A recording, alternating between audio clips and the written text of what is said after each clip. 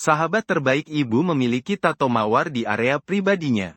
Tato itu hanya mekar saat berdekatan dengan intim. Aku selalu ingin menyaksikan mekarnya mawar itu dengan mataku sendiri. Tapi dia selalu menolak setiap kali aku minta. Hingga tahun ketika orang tuaku meninggal dunia. Dia, yang 12 tahun lebih tua dariku, membimbing dan merawatku. Dia memanjakanku tanpa batas. Aku ingin membalasnya dengan menawarkan diriku untuk menikah. Setelah dia tahu perasaanku, Bai Yuyan, yang dulu sangat menyayangiku, menamparkan wajahku. Xiao Yichen, kamu benar-benar konyol. Dia menarik semua kasih sayangnya padaku dalam sekejap, lalu berbalik dan menemukan tunangan, dan bahkan memintaku menghadiri pernikahan mereka. Keesokan harinya aku menulis ulang aplikasi tanpa sepengetahuannya. Memilih universitas yang berjarak 5.000 km dari kota Jing. Begitu aplikasi dikirimkan, pintu terbuka. Aku menoleh dan menyadari yang pulang adalah Bai Yuyan. Ekspresinya sedingin biasanya. Tetap diam saat melihatku. Namun saat dia berjalan mendekat, sepertinya dia ingat sesuatu. Langkah kakinya tiba-tiba terhenti saat dia bertanya. Hari ini batas waktu pengisian aplikasi kuliah. Apakah kamu sudah mengisi aplikasi kuliahmu? Aku mengangguk dan menjawab, sudah. Mendengar ini, dia menekan rasa aneh di hatinya. Dia mengalihkan pandangan lalu bertanya, Universitas King. Itu bukan sebuah pertanyaan melainkan sebuah pernyataan. Meskipun kita telah sampai pada keadaan seperti ini sekarang, hubungan itu tidak akan pernah kembali seperti sedia kala. Namun, mereka berdua secara diam-diam sepakat untuk mendaftar ke Universitas Qingda. Universitas Tsinghua adalah salah satu universitas terbaik di negara ini. Yang paling penting adalah bahwa universitas itu terletak di kota ini. Dia berada di kota ini. Dahulu, Yuyan sudah membeli sebuah rumah dekat Universitas Tsinghua. Yuyan sudah membeli sebuah rumah dekat Universitas Qinghua. Bersiap menunggu sampai aku masuk ke Universitas Tsinghua. Tinggal bersama denganku. Meskipun dia sekarang sudah bertunangan, niat itu tidak pernah berubah. Dia tidak pernah berpikir aku akan pergi. Aku merasakan kepastian dalam kata-katanya. Sedikit kegelisahan menyelinap di raut wajahnya. Setelah beberapa lama, dia menunduk dan menjawab, ya. Yuyan sama sekali tidak terkejut dengan jawaban ini. Dia mengangguk pelan lalu menuju ke ruang belajar. Sebelum pergi, dia tidak lupa mengingatkanku.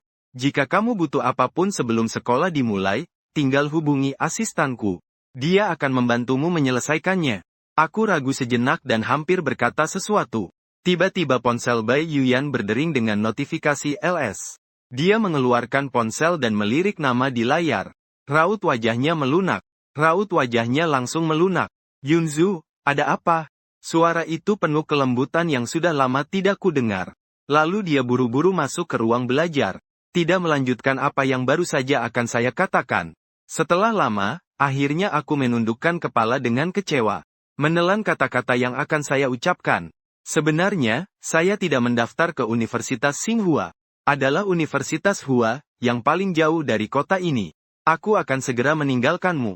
Kamu harus bahagia selamanya setelah aku pergi. Aku melirik waktu di ponselku. Tersisa 60 hari sampai sekolah dimulai. Aku membuka aplikasi hitung mundur. Mengatur hitung mundur 60 hari untuk keberangkatan. Melihat hitung mundur di ponselku berkurang detik demi detik. Hitung mundur yang berkurang seiring berjalannya waktu. Aku tiba-tiba tersenyum kecil. 60 hari kemudian. Dalam 60 hari, kamu akan benar-benar bebas dariku. Setelah mengatakan itu, aku menyimpan ponsel dan kembali ke kamarku. Aku tidak tidur nyenyak malam itu. Aku bangun sangat terlambat. Setelah cuci muka, aku turun ke ruang makan. Tetapi terkejut sejenak melihat Yuyan duduk di meja makan. Biasanya, pada saat ini, Yuyan seharusnya sudah selesai sarapan. Seharusnya sudah berangkat ke perusahaan sekarang. Aku sengaja bangun terlambat hanya untuk menghindari Yuyan. Hanya untuk menghindari Yuyan. Tak disangka, dia sudah menunggu di sini sepanjang waktu. Melihat aku akhirnya turun. Yuyan mengerutkan kening dan berkata, bahkan selama liburan, jangan ganggu jadwal tidurmu. Aku tidak berdebat dan menurut dengan mengangguk. Hanya memilih tempat duduk yang lebih jauh darinya untuk duduk. Dia berbicara lagi. Nanti, asisten akan datang dan membawamu membeli barang-barang yang kamu butuhkan untuk sekolah. Aku hanya mengangguk lagi. Keheninganku menarik perhatian Yuyan. Tapi menarik perhatian Yuyan. Dia menyadari ada sesuatu yang tidak beres denganku. akan berkata, aku yang pertama kali bicara. Nona ipar, kenapa hari ini belum pergi ke kantor? Apakah kamu akan berkencan dengan kakak Yunzu? Mendengar pertanyaanku, Yuyan, yang tadi tenang dan terkendali, tiba-tiba berubah ekspresi. Suaranya tanpa sadar menjadi dingin. Ini bukan urusanmu. Nada dinginnya yang tiba-tiba membuatku tersentak, tapi aku cepat sadar. Aku menyadari dia salah paham dengan maksud pertanyaanku. Tapi sekarang, aku hanya melihatnya sebagai nona iparku. Kalimat itu hanya pertanyaan sederhana, tidak lebih. Tidak ada maksud lain. Aku baru saja akan menjelaskan. Chu Yunzu mendorong pintu dan masuk saat itu juga. Kalian sedang membicarakan apa? Dia tersenyum hangat dan seperti seorang pria sejati. Setelah mendengar bahwa aku akan membeli barang-barang yang dibutuhkan untuk mulai sekolah. Menawarkan diri untuk membawaku. Seolah dia benar-benar sosok yang lebih tua yang peduli pada generasi muda. Yuyan mengerutkan dahi seperti ingin menolak. Aku menggelengkan kepala ketika melihat ini. Hampir berkata tidak perlu. Namun, Chu Yunzu menepuk dadanya dan meyakinkan Bai Yuyan. Yuyan, kita sudah bertunangan. Aku sekarang adalah saudara ipar Yi Chen. Biarkan aku saja yang melakukan bagianku. Yuyan menurut mengangguk. Setelah mendengar itu, dia sepenuhnya mengabaikan aku dan pendapatku. Dengan putus asa memandang Chu Yunzu, baiklah. Mari kita pergi bersama. Melihat Yuyan yang sudah setuju sendiri, aku menundukkan kepala. Senyuman pahit terukir di sudut bibirku. Hanya bisa menelan kembali penolakan yang hampir terucap. Setelah kelompok itu selesai makan, aku mengikuti Chu Yunzu dan Yuyan ke mall bersama-sama. Pertama, kami membeli beberapa alat tulis. Lalu pergi ke bagian pakaian untuk membeli beberapa pakaian hangat. Membeli beberapa pakaian hangat. Melihatku berlama-lama di bagian pakaian musim dingin. Chu Yunzu agak terkejut. Akhirnya tidak bisa menahan diri untuk bertanya. Yi Chen, aku dengar kamu mendaftar ke Universitas Tsinghua. Belajar di kota ini. Musim panas di kota Jing cukup panas. Kamu juga masuk di musim panas, kenapa membeli banyak pakaian musim dingin? Aku berhenti sejenak. Musim panas di ibu kota memang sangat panas. Tapi sekolah yang akan kutuju bukan di Beijing. Melainkan di kota paling utara Bingcheng, yang dingin sepanjang tahun. Dan alasan saya memilih tempat itu. Karena Universitas Huada adalah yang terjauh dari ibu kota. Oh, masih banyak pakaian musim panas. Saya akan beli dulu pakaian musim dingin. Membeli semuanya sekaligus akan menghemat repot di kemudian hari. Aku tetap tanpa ekspresi. Santai membuat alasan untuk mengabaikannya. Keduanya tidak memperhatikan. Setelah membeli pakaian, Yuyan memeriksa waktu dan melihat sudah siang. Memutuskan untuk makan siang dulu. Kelompok kami pindah ke restoran. Yuyan mengambil menu dan memesan meja penuh hidangan. Saat hidangan disajikan, aku merasa bingung. Seluruh meja ini penuh dengan hidangan pedas yang disukai Chu Yunzu.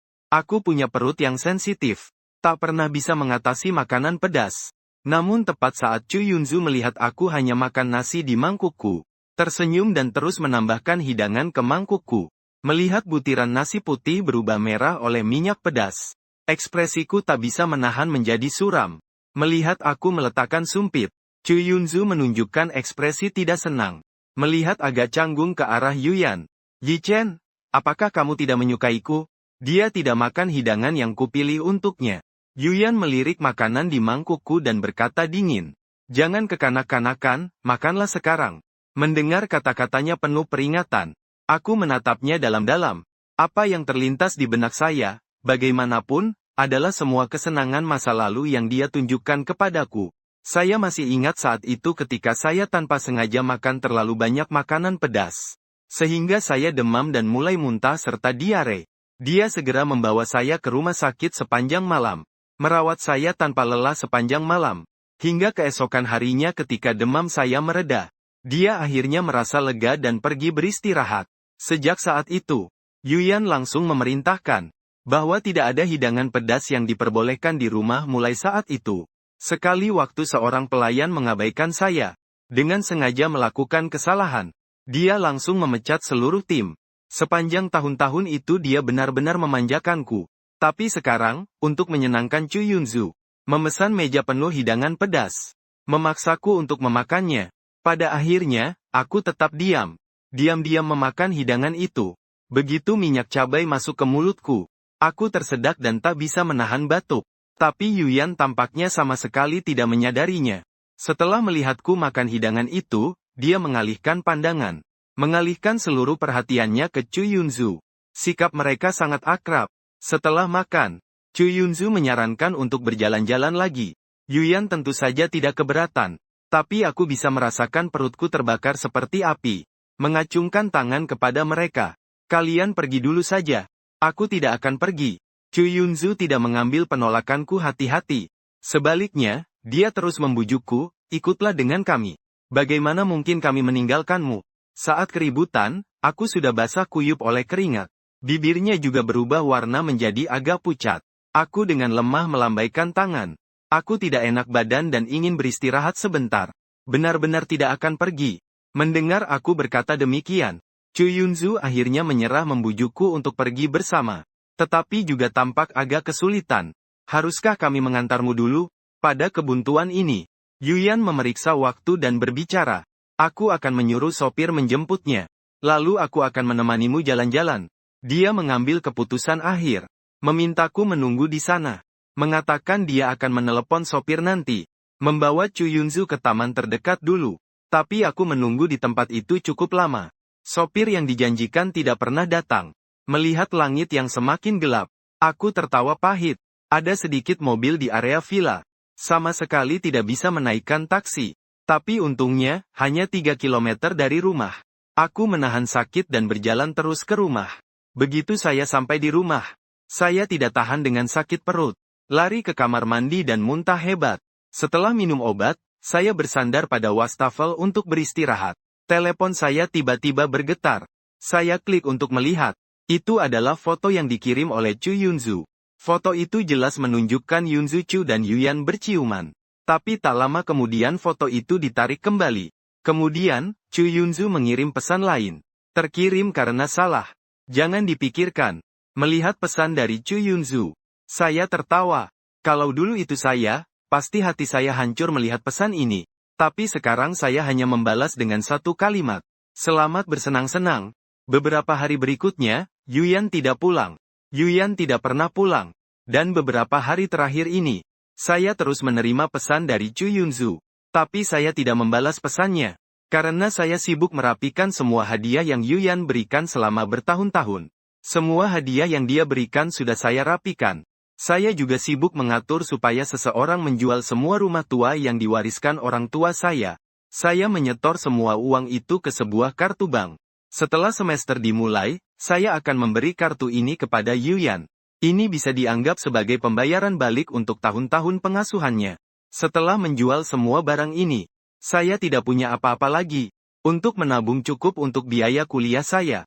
Saya mulai hari-hari saya dengan berangkat pagi dan pulang larut untuk mencari pekerjaan paruh waktu. Bekerja 3 pekerjaan paruh waktu dalam satu hari. Bersedia melakukan hampir semua pekerjaan kotor, melelahkan, atau sulit. Dalam beberapa hari saja, saya menjadi sangat tampak lelah. Hari itu, saat saya bekerja paruh waktu mengantar makanan, menerima pesanan untuk kue ulang tahun. Setelah tiba di alamat pada pesanan pengantaran, saya menyadari ini adalah Villa Chu Yunzu. Baru saat itu saya ingat bahwa hari ini adalah ulang tahun Chu Yunzu. Saya ragu sejenak apakah akan mengantarkannya. Pesanan hampir melewati batas waktu. Saya hanya bisa mengantarkan kue terlebih dahulu. Tapi sebelum mengantarkannya, untuk menghindari dikenali, saya tetap mengenakan topi dan masker pengantar makanan. Mengetuk pintu. Baru saja akan meminta Chu Yunzu untuk menandatangani penerimaan. Tiba-tiba tersandung oleh kaki yang datang entah dari mana. Baik saya maupun kuenya jatuh dengan keras ke tanah. Kuenya hancur berkeping-keping. Beberapa teman yang keluar bersama Chu Yunzu mengerutkan kening dan mundur sedikit. Kenapa kamu begitu ceroboh? Kamu telah merusak kue yang sebenarnya sangat sempurna. Saya tahu seseorang sengaja menjatuhkan saya. Tapi saat saya melihat sekeliling, juga tahu orang-orang ini tidak akan membela saya. Hanya bisa terus meminta maaf. Tapi orang-orang yang mengelilingi saya menolak menerimanya. Apakah kata maaf sederhana cukup? Ini adalah kue yang dibuat khusus dengan harga 7 digit. Apakah kamu mampu membelinya? Nada hina yang tebal dalam kata-kata itu membuat pipiku terasa panas karena malu. Tapi sekarang aku benar-benar tidak mampu membayarnya. Hanya bisa terus membungkuk dan meminta maaf. Namun orang-orang itu tetap tidak mau membiarkannya berlalu. Orang pengantar seperti kamu. Bahkan jika kami menjualkannya padamu, kamu mungkin tidak mampu membeli 1/10 dari kue ini. Apapun, hari ini adalah ulang tahun Yunzu. Jangan sia-siakan kue ini. Makan semua kue ini, dan kami akan membiarkanmu pergi. Melihat komentar sinis mereka, Chu Yunzu maju untuk menengahi. Kue-kue ini semua kotor. Tidak bagus. Tapi yang lainnya tertawa terbahak-bahak.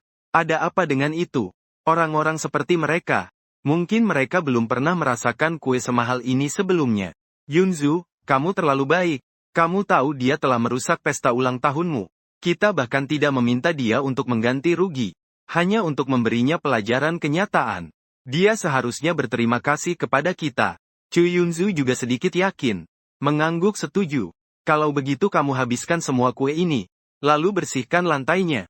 Begitu kata-kata itu terucap, Bai Yuyan tiba-tiba keluar dari dalam. Apa yang terjadi? Sebuah suara yang familiar datang dari atas. Aku tiba-tiba kaku. Cepat menundukkan kepala lebih dalam lagi. Takut dikenali. Beberapa teman dengan cepat melebih-lebihkan cerita. Chu Yunzu takut Bai Yuyan merasa jijik. Segera menambahkan, kita tidak akan memintanya membayar kue. Biarkan dia menyelesaikan kue itu saja. Belajar pelajaran. Agar dia tidak ceroboh dalam pekerjaannya di masa depan, Yuyan.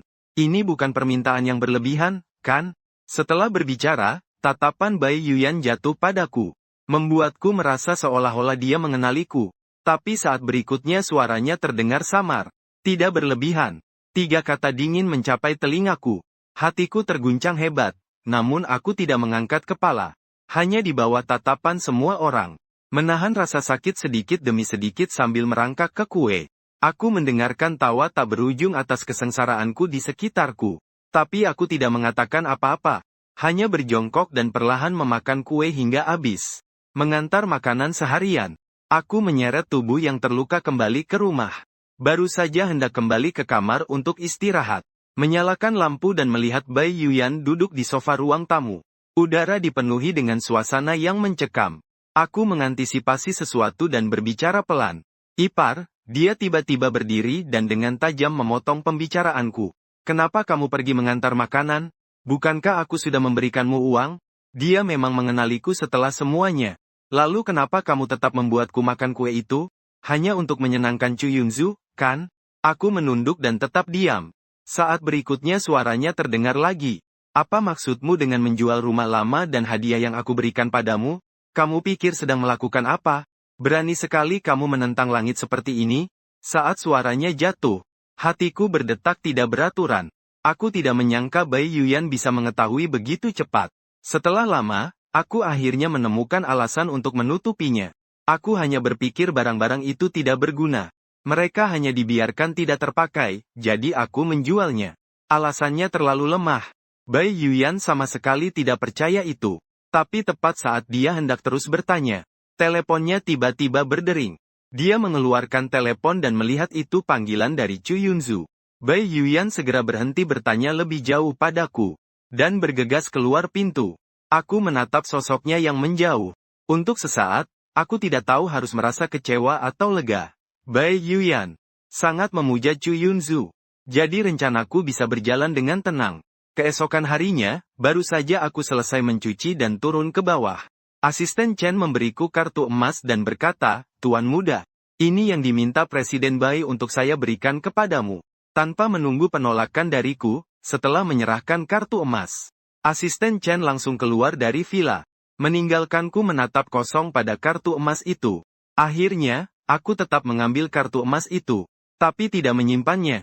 Melainkan meletakkan kartu emas itu. Bersama dengan kartu yang harus dikembalikan kepada Bai Yuyan, keduanya diletakkan bersama. Hanya menunggu untuk mengembalikannya kepadanya di akhir nanti. Aku tidak menggunakan kartu itu, juga tidak berhenti bekerja di JZ. Karena biaya sekolah belum sepenuhnya tertutup. Tapi kali ini, aku pergi diam-diam tanpa Bai Yuyan tahu. Untungnya, selama waktu ini, Bai Yuyan juga sibuk mengurus Chu Yunzu. Pergi pagi pulang malam setiap hari. Juga memberiku cukup waktu untuk fokus pada urusanku sendiri. Seminggu kemudian pada malam hari, aku akan pergi ke reuni kelas. Tapi begitu aku melangkah keluar dari villa, Bertemu dengan Bai Yuyan dan Chu Yunzu yang sedang pulang bersama. Mau kemana kamu larut malam begini? Dia bertanya, jadi aku tidak menyembunyikan juga. Pergi ke reuni kelas. Bai Yuyan secara naluriah ingin menolak. Namun, Chu Yunzu mengambil inisiatif untuk melancarkan suasana.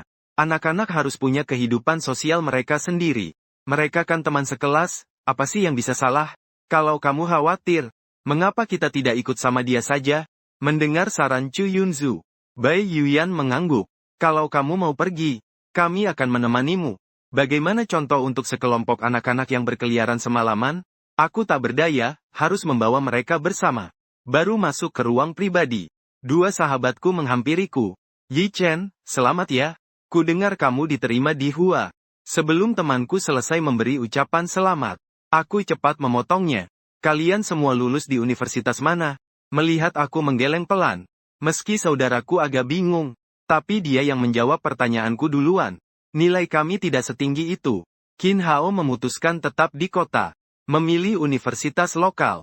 Adapun aku hanya bisa mengikuti pengaturan orang tua dan pergi ke luar negeri dulu. Aku merangkul bahu mereka sambil berjalan menuju ruang pribadi. Aku tanpa sadar menoleh sejenak ke Bai Yuyan. Dia menatapku dengan mata dingin, tak berkata sepatah kata pun. Tatapan ini, aku tak yakin apakah dia mendengar apa yang dikatakan temanku. Hanya bisa diam-diam berharap dia tidak mendengar dengan jelas. Ketika dia melihatku menatapnya, Bai Yuyan akhirnya tidak berkata apa-apa. Begitu masuk ruang pribadi, dia lebih dulu berbicara. Pengeluaran hari ini aku yang bayar. Begitu kata-kata itu terucap, menyebabkan tak terhitung seruan kagum. Yi Chen, istri saudaramu sangat menawan dan keren. Tuhan, tolong berikan aku istri saudara seperti dia. Suara-suara itu tak ada habisnya. Jika itu terjadi di masa lalu, aku pasti sangat bangga. Seolah-olah mereka memuji diri mereka sendiri. Dan pasti menambahkan satu kalimat lagi. Istriku adalah yang terbaik dan tercantik di dunia. Tapi sekarang aku hanya tersenyum dan diam. Di pesta itu, mungkin perpaduan pria tampan MN terlalu mencuri perhatian. Atau mungkin karena Bai Yuyan dan Chu Yunzu benar-benar sayang satu sama lain. Perhatian teman sekelas selalu tertuju pada mereka. Di pertemuan itu, teman-teman sekelas tak bisa menahan tampak iri. Yi Chen, istrimu sangat baik kepada pacarnya. Sangat membuat iri. Membuatku ingin mencari seseorang seperti kamu, istri saudara. Kamu sudah menjadi Dewi SN. Aku juga. Semua orang ikut mengiyakan. Namun tidak jelas kata-kata mana yang menyentuh hati Bai Yuyan. Membuat wajahnya tiba-tiba menjadi gelap. Di usiamu, kamu seharusnya tidak memikirkan seseorang seperti aku. Kamu harus bersama orang seusiamu. Saat dia berbicara, tatapannya tampak sedikit mengarah padaku. Suasana langsung menjadi tegang. Aku mengerti arti tatapannya. Namun tetap saja aku diam. Maju ke depan untuk meredakan suasana. Ipiku, mereka hanya menemani aku. Jangan dianggap serius. Mari kita bersenang-senang sendiri saja. Layar di depan ruang pribadi masih memutar lagu. Orang lain juga ikut bergabung setelah mendengar suara itu. Ya. Ayo bernyanyi, lagu pertama adalah pilihan saya. Saya belum belajar lagu baru belakangan ini. Jadi saya hanya memilih lagu lama yang pernah saya pelajari. Cinta tak berbalas adalah cinta sepihak. Aku mengambil mikrofon dan bernyanyi mengikuti melodi. Suaranya membawa nuansa kesedihan yang samar. Setelah menyanyikan satu lagu, semua orang tak bisa menahan diri untuk memuji. Yi Chen, kamu bernyanyi dengan sangat indah. Kamu bahkan menangkap perasaan manis pahit dari cinta diam-diam. Hei, ngomong-ngomong soal jatuh cinta, Yi Chen. Lagi pula, kita sudah lulus. Kenapa kamu tidak mengungkapkan perasaan pada orang yang kamu suka? Kalau tidak, kita mungkin tidak tahu kapan akan bertemu lagi. Sayang sekali kalau sampai terlewat. Aku secara tak sadar melirik Bai Yuyan. Lalu cepat-cepat mengalihkan pandangan. Dan menggelengkan kepala. Aku tidak punya seseorang yang aku suka. Tapi kata-kataku tidak dipercaya. Malah memicu gosip mereka. Kok bisa tidak punya? Dulu, kamu selalu menggambar setelah kelas selesai. Aku melihat semuanya. Itu seorang gadis. Ya. Aku juga melihatnya. Kamu bahkan menulis surat cinta. Bahkan teman sebangku saya ikut bergabung dalam keseruan itu. Yi Chen, jangan malu. Aku juga melihat buku pelajaranmu, penuh dengan nama orang itu di mana-mana. Aku pikir itu terlihat seperti Kamu lebih cepat mengelak daripada siapapun. Kelompok orang mabuk itu masih menyemangati saya untuk mengungkapkan perasaan saya.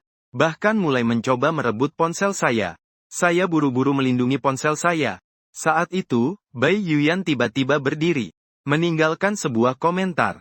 Aku ada urusan, aku pergi dulu. Dan pergi bersama Chu Yunzu terlebih dahulu. Melihat dia pergi, aku diam-diam menghela napas lega. Melihat bahwa teman sekelas sudah mengambil ponsel saya dan menekan nomor yang dipasang. Segera merebut kembali ponsel itu. Baru saja akan menjelaskan. Tapi sebelum kata-kata terucap, suara rendah Bai Yuyan terdengar. Xiao Yichen, aku tidak akan pernah menyukaimu. Lalu, suara telepon yang tergantung terdengar di telepon. Saat kata-kata itu terucap, ruangan pribadi itu jatuh dalam keheningan yang mencekam. Muka semua orang dipenuhi rasa malu dan penyesalan. Akhirnya, kakakku yang berbicara duluan. Yichen kami sangat hebat. Dia tidak menyukainya karena dia tidak punya selera. Tepat. Mendengarkan kata-kata penghiburan dari teman-teman saya satu persatu. Aku menundukkan kepala dan tersenyum sedikit. Tidak apa-apa. Aku juga sudah memutuskan beberapa waktu lalu untuk berhenti menyukainya. Sejak reuni kelas itu, aku tidak pernah melihat Bai Yuyan lagi. Kami bertemu lagi di pesta dansa untuk perayaan ulang tahun perusahaan Bai. Namun kami tidak bertukar sepatah kata pun sampai pesta selesai. Ketika para tamu di pesta perlahan-lahan bubar, Bai Yuyan kemudian membawa Chu Yunzu dan menemukan aku duduk sendirian di pojok. Aku masih punya beberapa hal yang harus diurus. Sopir akan mengantarkanmu nanti. Aku mengangguk dan mengikuti mereka berdua. Masuk ke mobil dan duduk dengan tenang. Tidak berkata apa-apa sambil mendengarkan perpisahan Chu Yunzu dan Bai Yuyan yang terlalu mesra. Mendengarkan perpisahan yang terlalu mesra antara Chu Yunzu dan Bai Yuyan. Mobil mulai berjalan. Aku mengalihkan pandanganku kembali ke dalam mobil. Melihat Bai Yuyan sudah berjalan menjauh. Chu Yunzu kemudian bertanya santai, Yichen? Kamu punya seseorang yang kamu suka? Cukup wajar bagi cowok seusiamu untuk punya seseorang yang disukai. Katakan saja. Chu Yunzu menatapku dengan intens. Seolah dia tidak akan berhenti mengajukan pertanyaan sampai aku menjawab. Aku hanya bisa menggelengkan kepala dengan tak berdaya. Melihat aku menggelengkan kepala, mata Chu Yunzu dipenuhi ketidakpercayaan. Lalu melanjutkan berkata, benarkah tidak? Apakah kamu ingin aku kenalkan dengan pacar? Tidak perlu. Setelah mendengar kata-kata Chu Yunzu, aku langsung menolak tanpa ragu. Aku rasa hubungan kita saat ini. Tidak perlu Chu Yunzu mengomentari keadaan emosiku. Tapi detik berikutnya, Chu Yunzu tertawa. Apakah kamu benar-benar tidak membutuhkannya? Atau karena kamu menyembunyikan seseorang di hatimu sehingga tidak berani bicara? Yichen, betapa beraninya kamu. Sebenarnya menyimpan pikiran kotor seperti itu kepada saudari iparmu sendiri. Aku bertanya-tanya apakah orang tuamu tahu dikubur mereka? Apakah mereka menyesal telah melahirkan anak laki-laki sepertimu? Chu Yunzu masih tersenyum lembut. Namun matanya penuh dengan kebencian yang jelas. Dalam ucapannya yang penuh sindiran, wajahku menjadi pucat saat aku ingin menjelaskan diri. Ingin membantah kata-kata Chu Yunzu. Tetapi detik berikutnya, terdengar suara rem yang mencicit. Karena inersia, kami berdua bersandar maju secara bersamaan. Ditarik kembali oleh sabuk pengaman. Chu Yunzu menatap dengan amarah membara. Ingin mempertanyakan bagaimana sopir mengemudi. Tetapi saat dia mengangkat kepala, lalu melihat truk yang tak terkendali melaju ke arah mereka dari depan. Sopir memutar setir dengan keras. Mencoba menghindar ke samping. Tapi karena pengereman yang berlebihan, mobil itu langsung menabrak pembatas jalan.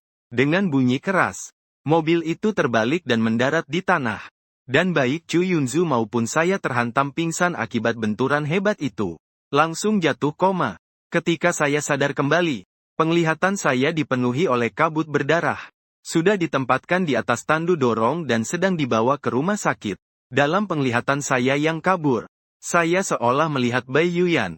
Untuk pertama kalinya, saya melihat kecemasan yang belum pernah saya lihat di wajahnya.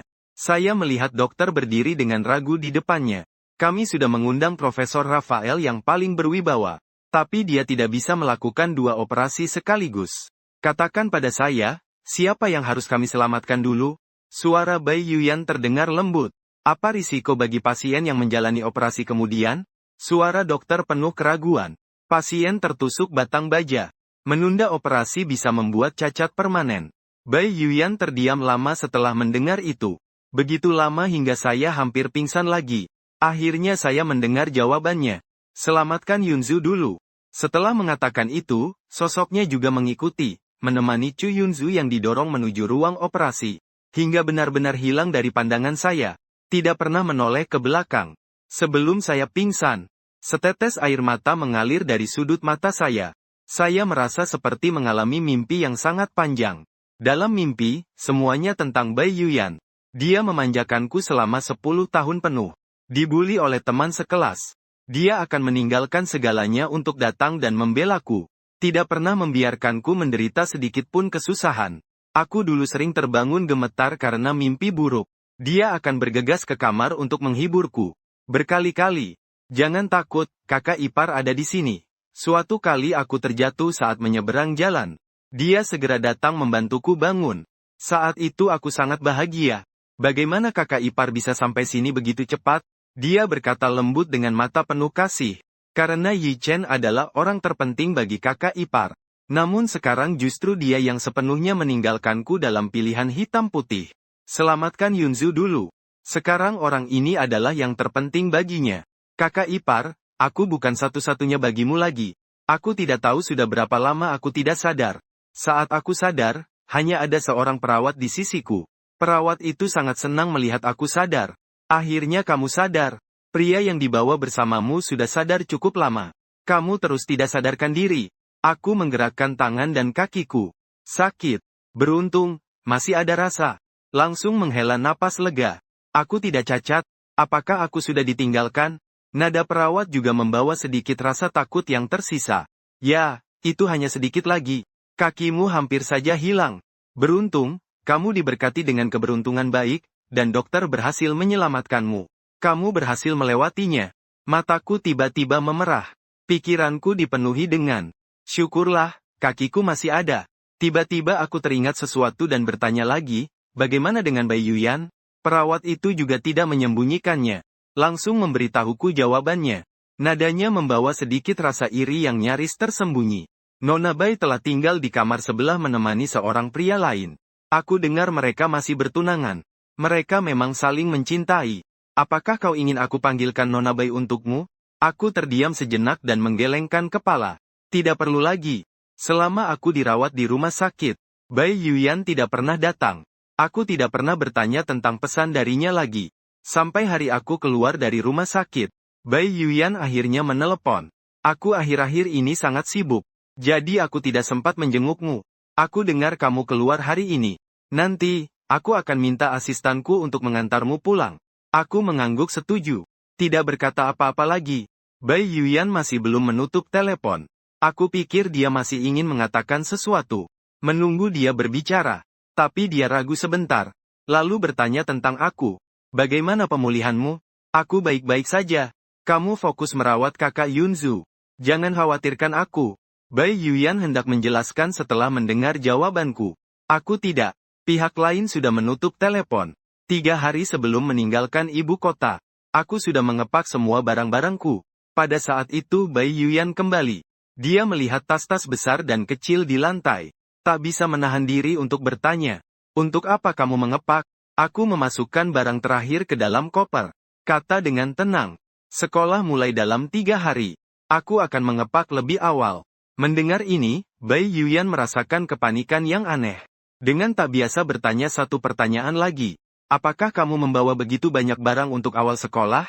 Aku mengangguk. Ya, bawa semuanya sekaligus. Agar tidak merepotkan di masa depan. Aku mengabaikan pertanyaannya. Meletakkan koper yang sudah terpakai rapi di sudut. Lalu melihatnya lagi, kakak ipar. Bisakah kita makan bersama di rumah sebelum sekolah dimulai? Aku ingin memasakkan makanan untukmu. Permintaan yang sangat sederhana. Bai Yuyan tidak langsung setuju. Dia terdiam sejenak sebelum berkata, makan bisa kapan saja. Universitasmu ada di kota ini. Nanti aku juga akan pindah ke rumah dekat Universitas Tsinghua. Tidak perlu terburu-buru. Aku menatap matanya, melihat sebuah kekeras kepala yang sudah lama tidak aku saksikan. Hanya kali ini saja, sekali saja cukup. Dia telah membesarkanku selama 5 tahun. Aku ingin memasak untuknya sekali. Untuk mengucapkan selamat tinggal terakhir kita. Bai Yuyan menatapku. Akhirnya menyerah. Sesuai keinginanmu. Setelah hari itu, aku sibuk mengurusi segala macam urusan yang tersisa. Dan tidak ada waktu untuk memperhatikan apa yang dilakukan Bai Yuyan. Hingga hari sekolah dimulai. Aku menghabiskan setengah hari menyiapkan meja penuh hidangan. Lalu duduk di meja menunggu Bai Yuyan kembali. Namun waktu berlalu sedikit demi sedikit. Bai Yuyan tidak pernah kembali. Melihat hidangan yang semakin dingin. Menghubunginya lagi. Tapi panggilan demi panggilan, 10 panggilan total, teleponnya tak pernah tersambung. Tepat saat aku hendak meletakkan ponselku. Tiba-tiba ponsel mengeluarkan suara notifikasi pesan dingdong. Aku mengeklik untuk melihat. Itu adalah pesan dari Chu Yunzu. Setiap baris penuh dengan nada provokatif. Jangan tunggu. Lihat momennya. Aku tertegun. Ponsel beralih ke antarmuka momen. Baru saja melihat foto yang baru diposting Chu Yunzu. Dalam foto itu, Bai Yuyan, yang berjanji akan kembali makan malam bersamaku, duduk di samping Chu Yunzu. Dari latar belakang, sepertinya restoran Perancis yang romantis. Ada bunga, balon, dan steak dalam foto itu. Siapapun yang melihatnya akan memuji mereka sebagai pasangan seperti dongeng. Ini adalah perpisahan terakhir kita. Namun dia bahkan gagal melakukan itu. Aku menatap postingan media sosial itu lama sekali.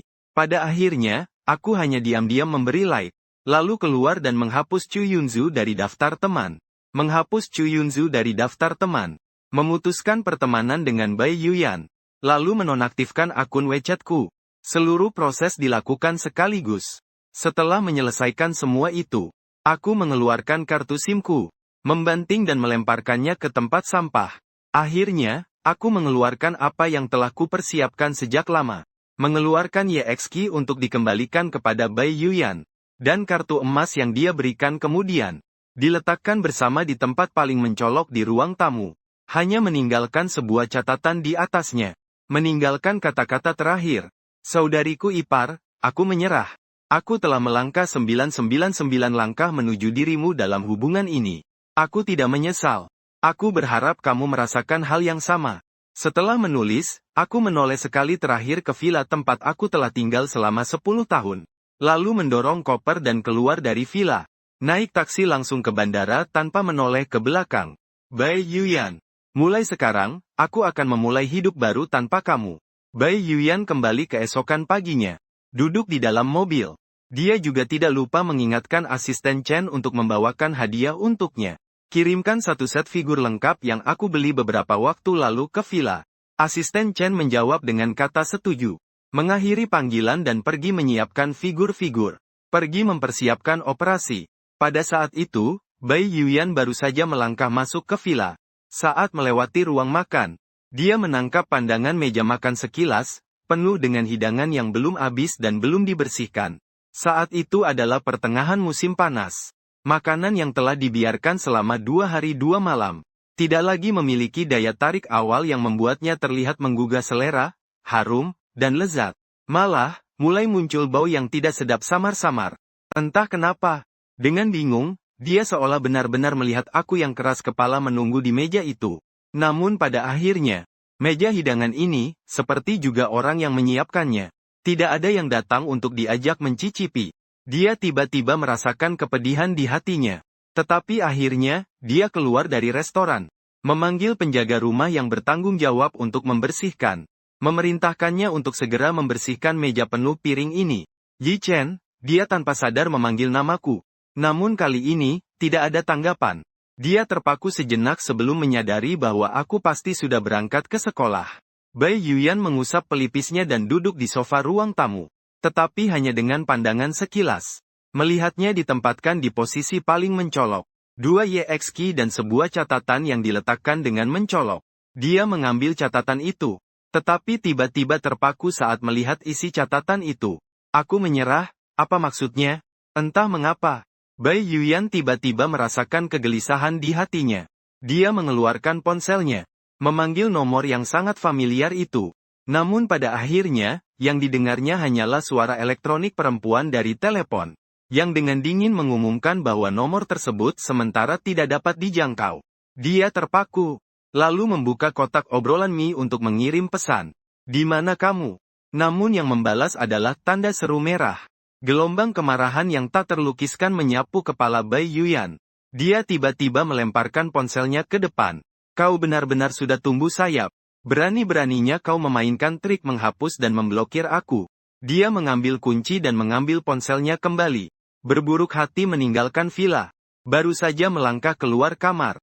Melihat asisten Chen mendekat dengan sebuah kotak hadiah. Melihat Bai Yuyan dalam keadaan ini. Asisten Chen ragu-ragu sebelum melangkah maju dan bertanya, "Presiden, ambil kembali patung ini." Sebuah suara penuh amarah meluapkan. Tapi ketika melihat asisten Chen benar-benar akan saat mengambil patung itu kembali dengan cara yang sama. Dia memanggil asisten Chen lagi, "Lupakan saja. Berikan patung itu padaku. Kamu pulang sendiri saja." Ekspresinya yang muram membuat asisten Chen tak berani bertanya apa-apa. Setelah menyerahkan barangnya, dia segera meninggalkan villa. Hingga benar-benar keluar dari sekitar villa. Bai Yuyan melaju cepat menuju rumah yang dia beli dekat Universitas Tsinghua. Masuk ke dalam kamar dengan amarah. Ingin meminta penjelasan dariku. Namun saat masuk, dia menyadari tak ada tanda-tanda ada yang pernah tinggal di kamar itu. Segera, Bai Yuyan tertawa dengan sangat marah. "Kau benar-benar sudah bertambah sayap sekarang. Memblokir dan memutus kontak. Sekarang kau bahkan tak mau tinggal di rumah Mi. Biarkan aku lihat kau sembunyi di mana lagi." Bai Yuyan tiba di kantor kepala sekolah Universitas Tsinghua. Itu saat istirahat makan siang. Sebagai imbalan untuk donasinya berupa gedung laboratorium. Cari aku di database. Kelas apa aku dan di mana aku tinggal. Butuh hampir sepanjang sore untuk mencari. Kepala sekolah mengusap keringat di dahinya. Akhirnya menggelengkan kepala pada Bai Yuyan. "Presiden Bai. Sebenarnya bukan karena aku tidak mau memberitahumu. Tapi aku benar-benar tidak memiliki catatannya di sini. Ini hanya bisa berarti dia tidak mendaftar ke sekolah kami. Dan dia juga tidak belajar di sini." Mendengar jawaban ini, Bai Yuyan tiba-tiba membeku. Dia teringat catatan yang aku tinggalkan di akhir, yang mengatakan bahwa aku sudah menyerah. Dan 2 bulan lalu ketika dia bertanya padaku apakah aku sudah mendaftar ke Universitas Tsinghua. Dia tidak pernah memperhatikan sedikit pun tanda kegelisahan di wajahku. Seolah dia tiba-tiba menyadari sesuatu. Ternyata aku telah berbohong padanya sejak saat itu. Jadi yang aku maksud dengan menyerah, adalah menyerah untuk menyukainya, untuk menghilang dari dunianya mulai saat itu. Bai Yuyan lemas terjun ke kursi berlengan. Agak kehilangan kata-kata. Presiden Universitas Tsinghua menatap Bai Yuyan yang tiba-tiba dipenuhi dengan kesedihan. Dengan hati-hati bertanya, "Presiden Bai, apakah gedung laboratorium yang kau janjikan tadi masih berlaku?" Dia berdiri dengan kaku. Melambaikan tangan kepada Presiden Universitas Tsinghua yang ingin mengejar. "Gedung laboratorium yang kujanjikan padamu. Aku akan mengirim seseorang untuk bertanggung jawab sebentar lagi." Bai Yuyan keluar dari kampus Universitas Tsinghua. Tiba-tiba merasakan kekosongan di hatinya. Bukankah mendaftar ke Universitas Tsinghua adalah janji kita? Bukankah itu janjiku dengannya? Aku telah belajar sangat keras. Hanya untuk mendorong nilaiku sedikit lebih dekat ke Universitas Tsinghua. Supaya aku bisa tetap di kota. Tetap di sisinya. Tapi kenapa aku tiba-tiba berubah? Apakah aku benar-benar memutuskan untuk menyerah padanya? Memikirkan kemungkinan ini, dia seharusnya bahagia. Bai Yuyan, yang akhirnya mencapai tujuannya. Tetapi tidak bisa merasakan bahagia sama sekali saat ini. Dia masih sulit mempercayai bahwa orang yang dulu dengan keras kepala menyatakan cinta padanya. Menyebutkan masa depan untuk selalu tinggal di sisinya. Aku yang matanya berkilau saat memikirkan tinggal di sisinya. Akan menyerah begitu saja. Aku pasti sedang berbohong padanya. Ingin dia menurunkan kewaspadaannya. Pada saat itu, aku akan kembali dengan cinta yang tertanam. Pasti seperti ini. Semburat harapan tiba-tiba menyala kembali di matanya. Seolah dia memikirkan sesuatu lagi. Mengeluarkan ponselnya dan menemukan nomor telepon lain. Meskipun aku diam-diam mengubah pendaftaran kuliahku. Tapi pasti ada seseorang yang tahu kemana aku pergi. Yi Chen tidak di Universitas Tsinghua. Guru Li, apakah Anda tahu universitas mana yang akhirnya dimasuki Yi Chen? Apakah Anda tahu universitas mana yang akhirnya dimasuki Yi Chen? Suara wali kelas terdengar melalui telepon, penuh kebingungan. Dia mendaftar ke Universitas Hua. Aku kira dia sudah memberitahumu. Bai Yuyan terkejut mendengar ini, Huawei. Pada akhirnya, dia memilih universitas yang sedemikian jauh. Sudah memutuskan untuk pergi ke Universitas Hua. Memikirkannya, Rasa tidak suka muncul kembali di hatinya. Bukankah saya sudah suruh kamu supaya dia mendaftar ke Universitas King? Dia sendiri yang mengubah aplikasinya. Kamu bahkan tidak memberitahuku. Mendengar pertanyaan Bai Yuhun, guru wali kelas tertawa canggung. Akhirnya, mereka membicarakan apa yang pernah kukatakan padanya waktu itu. Waktu itu, dia bilang aku sudah dewasa. Ingin membuat keputusan sendiri. Suruh aku jangan memberitahu kamu. Aku pikir kalian cuma ada perselisihan. Kalau kamu tenang, dia akan datang sendiri padamu. Mendengar kata-kata itu, Bai Yuyan tiba-tiba terharu. Konflik? Memang sekarang mereka sedang konflik. Memang sekarang mereka sedang konflik. Tapi sampai hari ini, dia masih tidak mengerti kenapa aku tiba-tiba menghilang. Tapi sekarang dia sudah menemukan aku. Bai Yuyan tidak berkata apa-apa lagi kepadanya.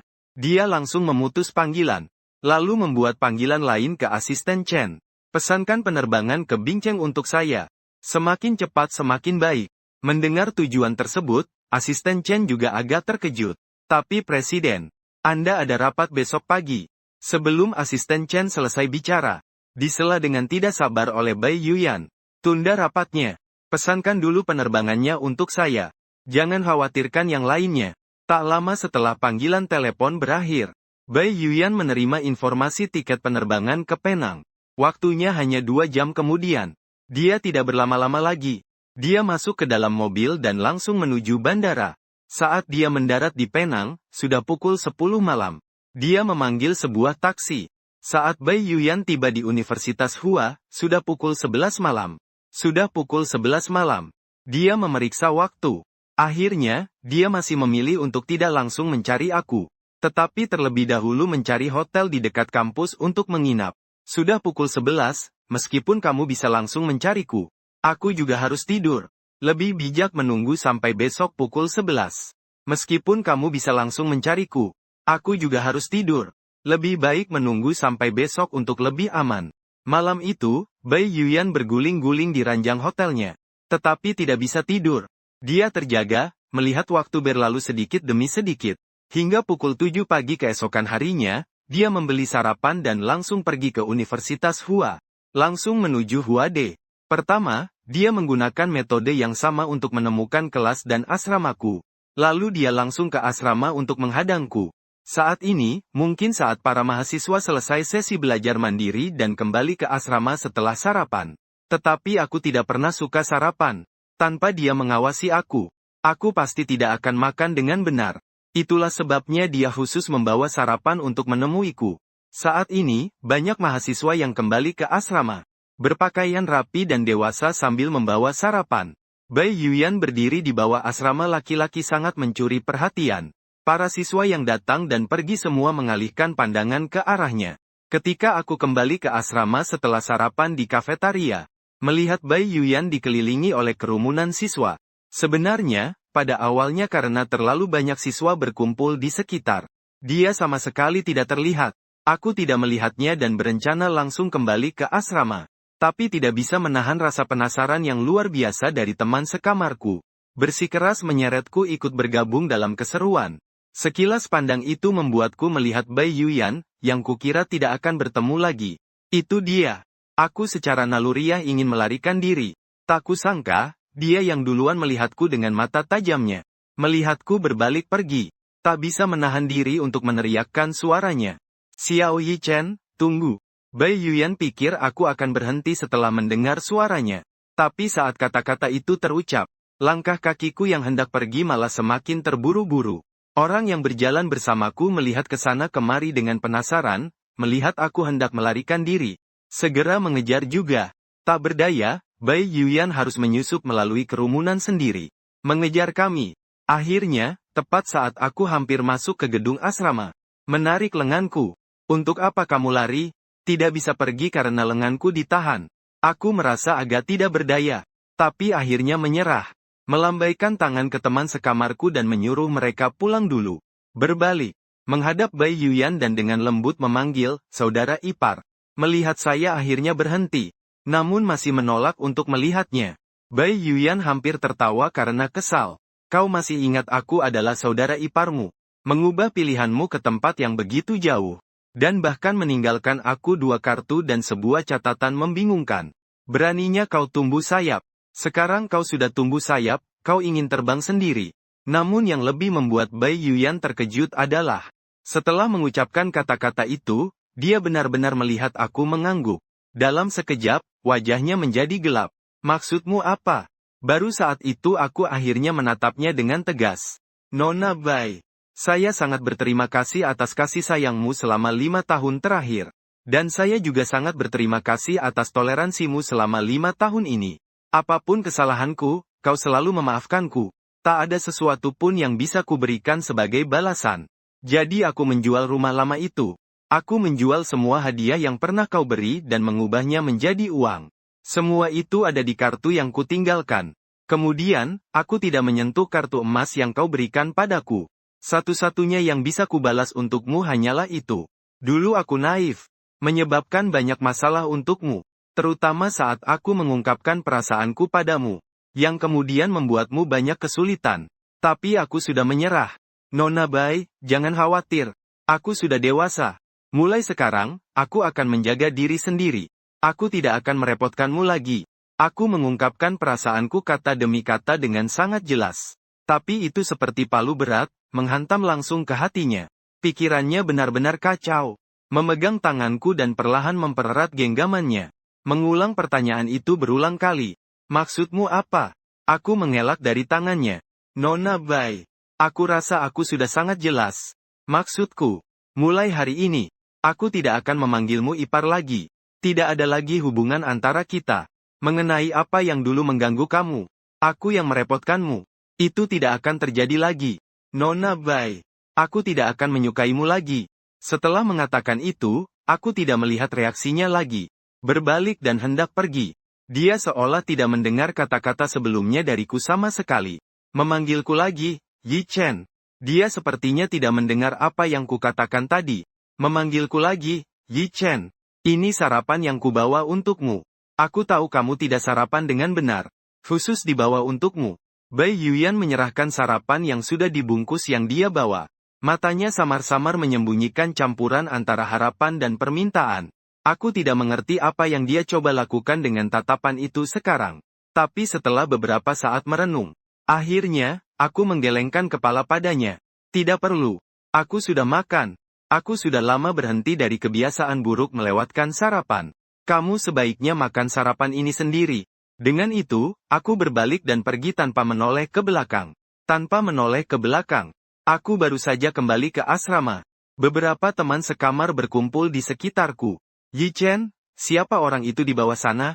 Aku tidak menyembunyikannya dari mereka. Langsung mengungkapkan hubungan kami. Dia adalah tunangan almarhum kakakku. Dan juga wali saya selama 5 tahun terakhir. Tapi beberapa teman sekamar yang mendengar jawabanku, justru semakin bingung. Kalau begitu kenapa kamu menghindarinya? Aku terpaksalah tersenyum tapi tidak berkata apa-apa lagi. Hanya memberi penjelasan singkat, karena kita tidak akan punya hubungan di masa depan. Begitu kata-kata itu terucap, teman sekamar itu langsung tertawa canggung dan terus meminta maaf. Aku menggelengkan kepala. Tidak apa-apa, kalian hanya peduli padaku. Pagi hari tidak ada banyak waktu untuk istirahat. Baru saja, saya menghabiskan cukup lama lagi di lantai bawah. Saya baru saja istirahat sebentar. Sudah hampir pukul 9. Mereka punya kelas pada jam pelajaran pertama di pagi hari. Kelompok itu segera bersiap-siap, bergegas turun ke lantai bawah dan menuju gedung pengajaran. Saat turun tangga, Bai Yuyan masih berdiri terpaku di bawah gedung asrama. Tapi para pengamat sudah sebagian besar bubar. Hanya tinggal beberapa yang mungkin datang belakangan. Laki-laki yang mengira dia cantik dan ingin mendekatinya. Saat aku lewat, baru saja, seorang pria memberanikan diri maju. Mengulurkan ponselnya ke arahnya. Hei cantik, boleh aku dapat nomor kontakmu? Tapi apakah Bai Yuyan setuju atau tidak? Saya tidak melihatnya. Sedang sibuk buru-buru ke kelas dan tidak sempat memperhatikannya. Tidak sempat mengikutinya. Namun tatapannya tertuju erat padaku sejak aku muncul. Ketika pria yang mendekatinya itu mendekat, dia tidak langsung menolak dengan alasan yang sama. Juga karena penolakan. Itulah juga sebabnya. Dia ingin melihat apakah aku benar-benar tidak menyukainya lagi. Akhirnya, dari langkah kakiku yang tak pernah ragu sekejap pun, Bai Yuyan menemukan dengan kecewa. Sepertinya aku memang benar-benar tidak menyukainya lagi. Dia sudah menunggu jawaban ini selama 2 tahun penuh. Karena itu, dia bahkan sengaja mendekati pria lain. Dengan sengaja memamerkan kasih sayangnya dengan Chu Yunzu di depanku. Dan berkali-kali melontarkan kata-kata kasar padaku. Dia bilang dia tidak akan pernah menyukaiku. Sekarang keinginannya telah terpenuhi. Namun hatinya tak merasakan sedikit pun kebahagiaan. Bahkan sangat sedih. Dia tidak bisa menemukan jawaban. Atau bahkan tidak punya suasana hati untuk menghadapi pria di depannya. Berjalan dengan diam ke arah gerbang sekolah. Tepat saat dia melangkah keluar dari gerbang Universitas Hua, ponselnya tiba-tiba berdering. Dia mengeluarkan ponselnya dan meliriknya. Itu adalah Chu Yunzu. Dulu, dia telah meninggalkanku berkali-kali demi Chu Yunzu. Tapi sekarang aku benar-benar telah menyerah padanya. Dia tidak lagi punya keinginan untuk bertemu Chu Yunzu lagi. Ponsel terus berdering berulang kali. Dia tidak pernah mengangkatnya. Hanya membiarkan ponsel berhenti dan berdering lagi. Sampai pihak lain kehilangan kesabaran. Panggilan itu akhirnya berhenti ketika mereka tidak melanjutkan untuk berdering. Bai Yuyan tidak ingin kembali terlalu cepat. Tapi dia baru saja tinggal di Penang selama 2 hari. Dipanggil kembali oleh Tuan Bai tua. Bergegas kembali ke rumah leluhur keluarga Bai. Begitu masuk, dia melihat Chu Yunzu duduk di samping Nyonya tua Bai. Dia mengerutkan keningnya dengan samar. Mengapa kau memanggilku kembali dengan tergesa-gesa seperti ini? Apakah ada sesuatu? Yan, kamu sudah dewasa sekarang. Saatnya memasukkan pernikahan ke dalam agenda. Nyonya Bai memberi isyarat kepada Bai Yuyan untuk duduk di sampingnya. Dia langsung mengangkat masalah yang paling ingin dia hindari. Yunzu adalah anak yang berbakti.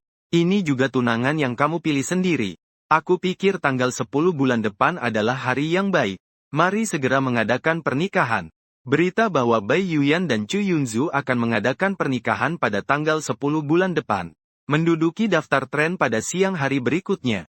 Itu terjadi pada malam ketiga. Aku melihat Bai Yuyan, yang terlihat seperti telah melakukan perjalanan panjang. Sebenarnya aku tidak ingin melihatnya. Lebih dari itu, aku tidak mengerti mengapa aku melihat Bai Yuyan terlihat seperti telah melakukan perjalanan panjang. Sebenarnya aku tidak ingin melihatnya. Yang lebih membingungkan, kepergianku justru adalah yang dia inginkan. Itulah yang sebenarnya dia inginkan. Aku sudah memberinya jawaban yang dia mau. Kenapa dia terus menggangguku? Tapi dia dengan keras kepala berdiri di bawah gedung asrama. Penonton yang melihat semakin banyak. Hingga pengawas asrama melihat dampaknya terlalu besar. Tidak tega melihat dan mengusir para penonton satu persatu. Bahkan Bai Yuyan diusir tidak kurang dari 5 kali. Malam semakin larut. Para mahasiswa yang melihat akhirnya memilih pergi ke atas untuk beristirahat. Tapi Bai Yuyan, meskipun diusir berkali-kali, dengan keras kepala menolak pergi. Pengawas asrama melihat dia tidak menyerah. Akhirnya, mereka tidak bisa berbuat apa-apa kecuali dengan tak berdaya membiarkannya berdiri di bawah. Pukul 10 malam. Di dalam asrama, Wang Kun menunduk dari ambang jendela. Bergerak ke arahku dan menyentuh bahuku.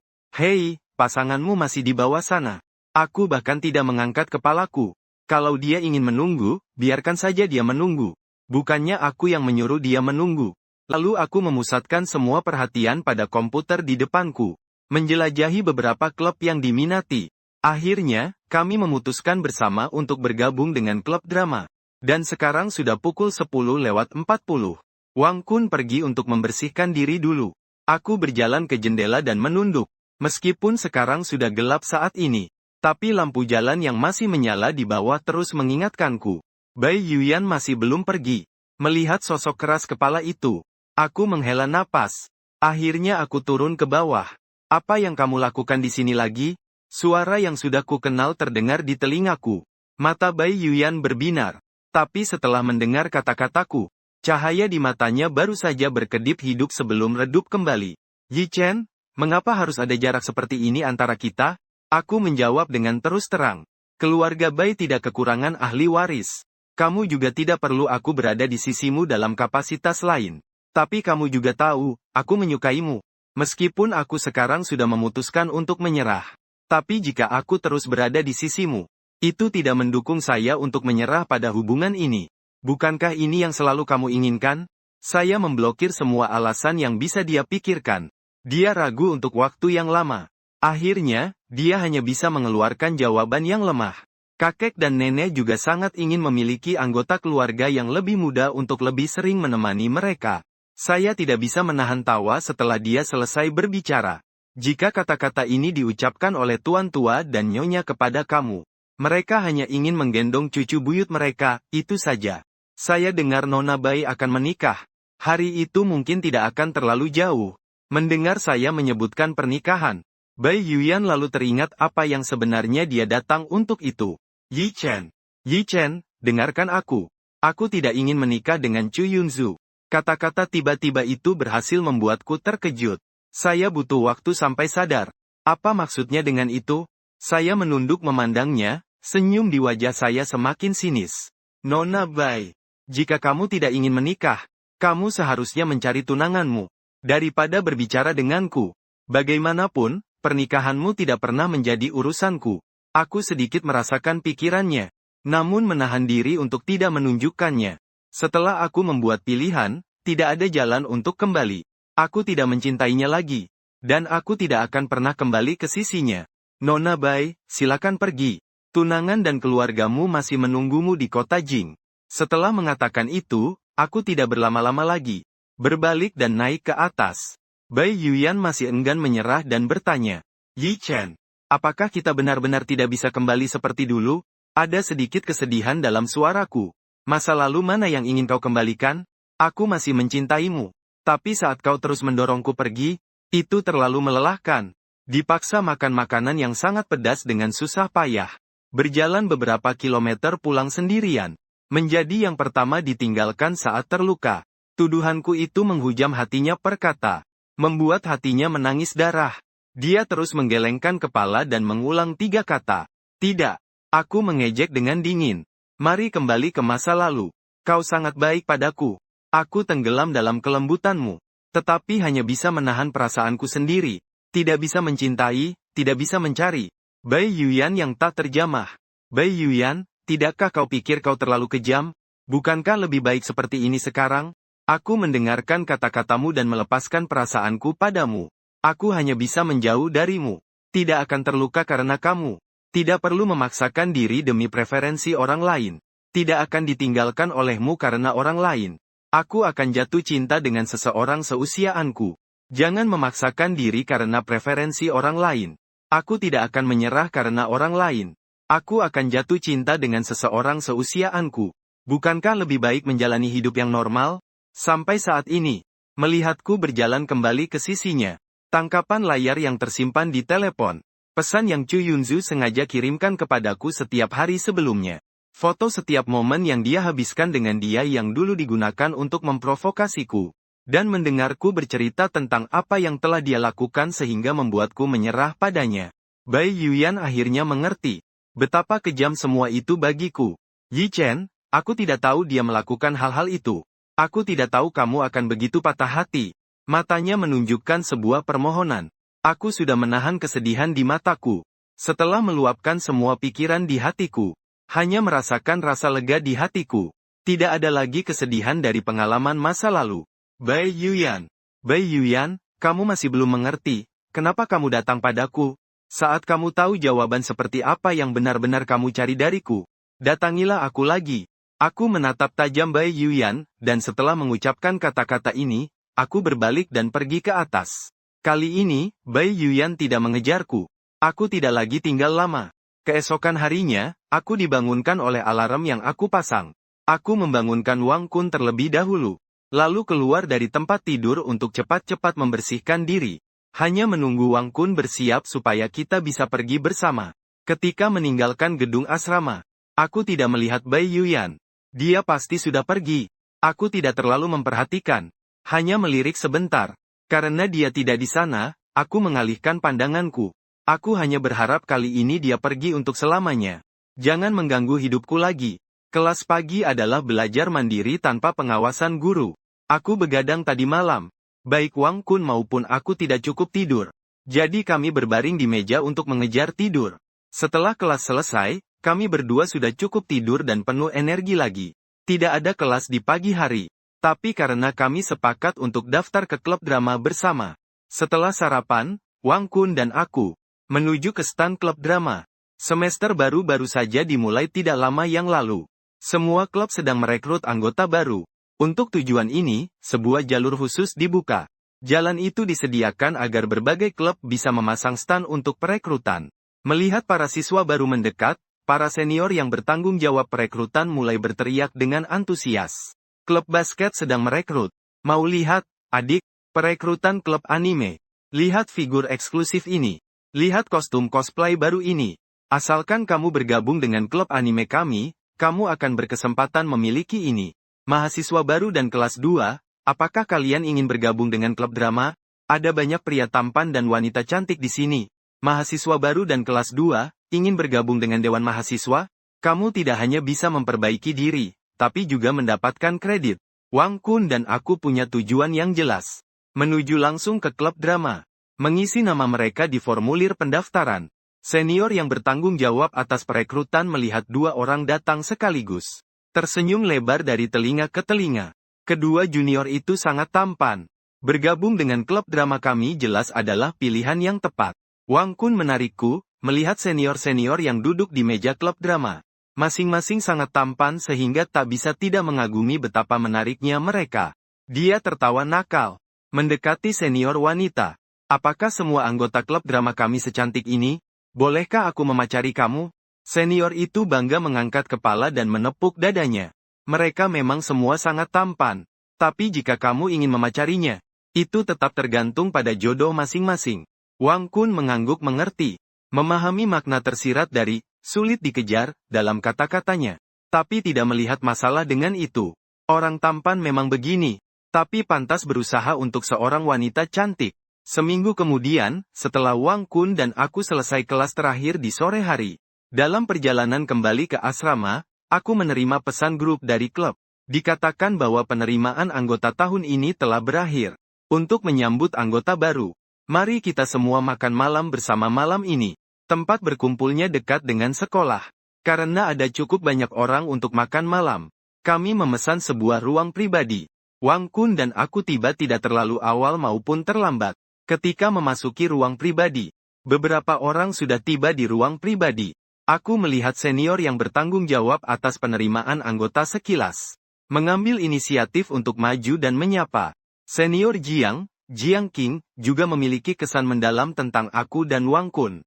Dia tersenyum saat melihat kami mendekat. Memperkenalkan kami satu sama lain.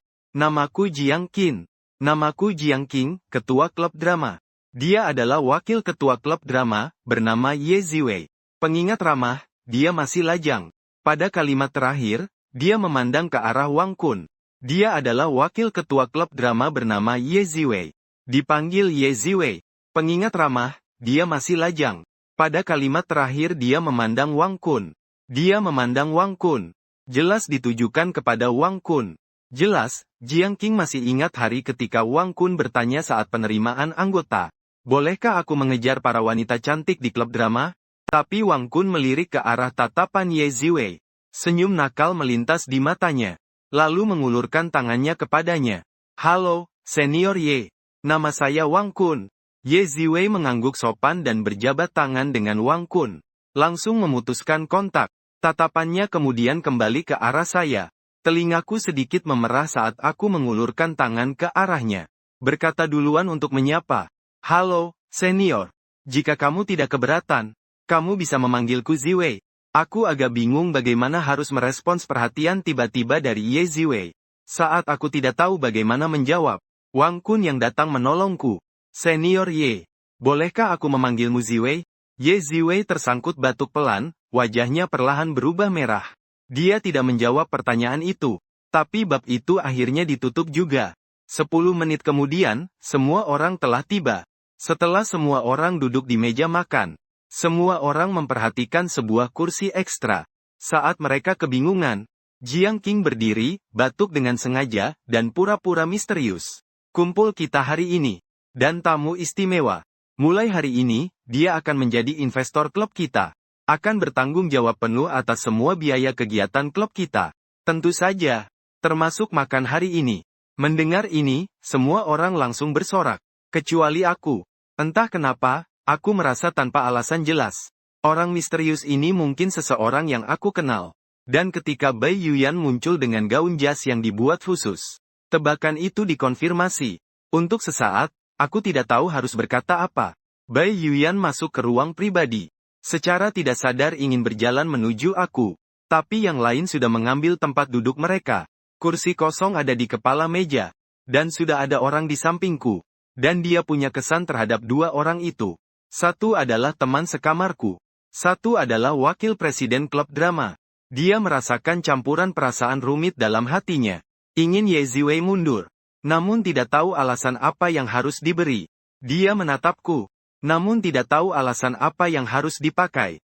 Dia menatapku. Berharap aku yang mengambil inisiatif. Namun selain tatapan itu yang kulayangkan padanya saat pertama masuk, pandanganku tidak pernah jatuh padanya lagi. Setelah suatu kebuntuan singkat, dia tetap duduk di tempat yang sudah diatur sebelumnya. Meskipun hanya sebentar, tapi Ye Ziwei masih cukup tajam untuk menyadari tatapan Bai Yuyan.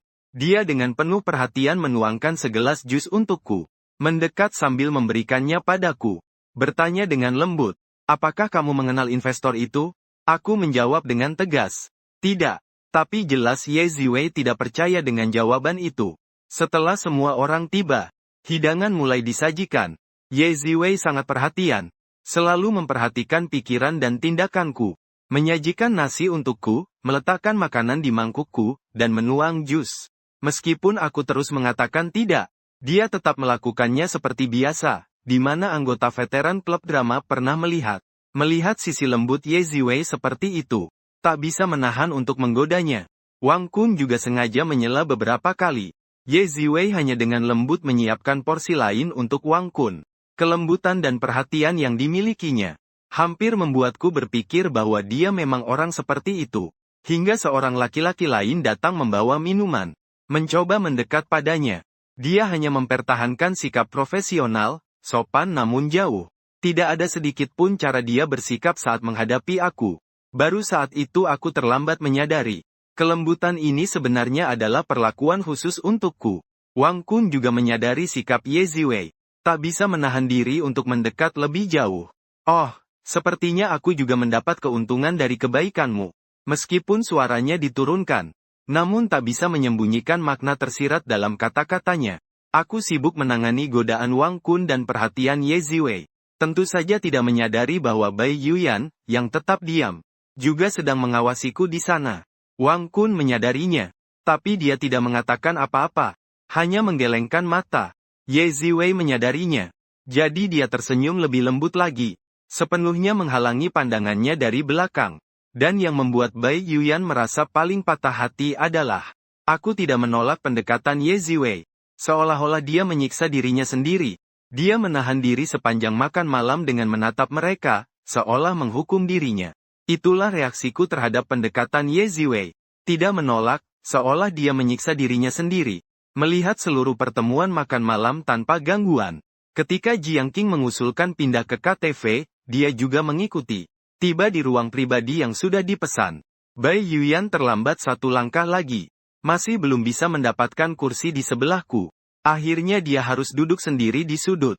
Melihatku mengobrol dan tertawa dengan yang lain. Segera giliran aku menyanyikan lagu yang kuminta. Kali ini lagu cinta yang agak lembut. Aku memegang mikrofon. Dengan ekspresi serius, menyanyikan mengikuti melodi. Begitu aku mulai bernyanyi, Wang Kun tidak bisa menahan diri dan berseru kagum. Yi Chen, berapa banyak kejutan lagi yang kamu punya yang aku tidak tahu? Mendengar kata-kata Wang Kun, aku melengkungkan sudut bibirku, dan di saat berikutnya, sebuah suara yang menyenangkan terdengar di telingaku. Menyanyi selaras dengan saya mengikuti melodi. Saya membeku. Berbalik, saya melihat wajah Ye Ziwei yang lembut dan tersenyum. Di sudut, Bai Yuyan melihat senyum di wajah saya. Sebenarnya merasa itu agak mencolok. Pemahaman tersirat yang mengalir di antara mereka berdua membuatnya merasa seperti ada duri ikan tersangkut di tenggorokannya. Dia dengan hati-hati mengingat kembali. Sepertinya aku sudah lama tidak tertawa seperti ini. Sejak usia 16 tahun saat dia menemukan emosi yang saya rahasiakan. Dia menemukan emosi yang saya sembunyikan. Dari keterkejutan awalnya sampai kemarahan kemudian. Tanpa pikir panjang menembus lapisan kertas jendela terakhir itu. Mencoba memaksa saya untuk melepaskan cinta itu.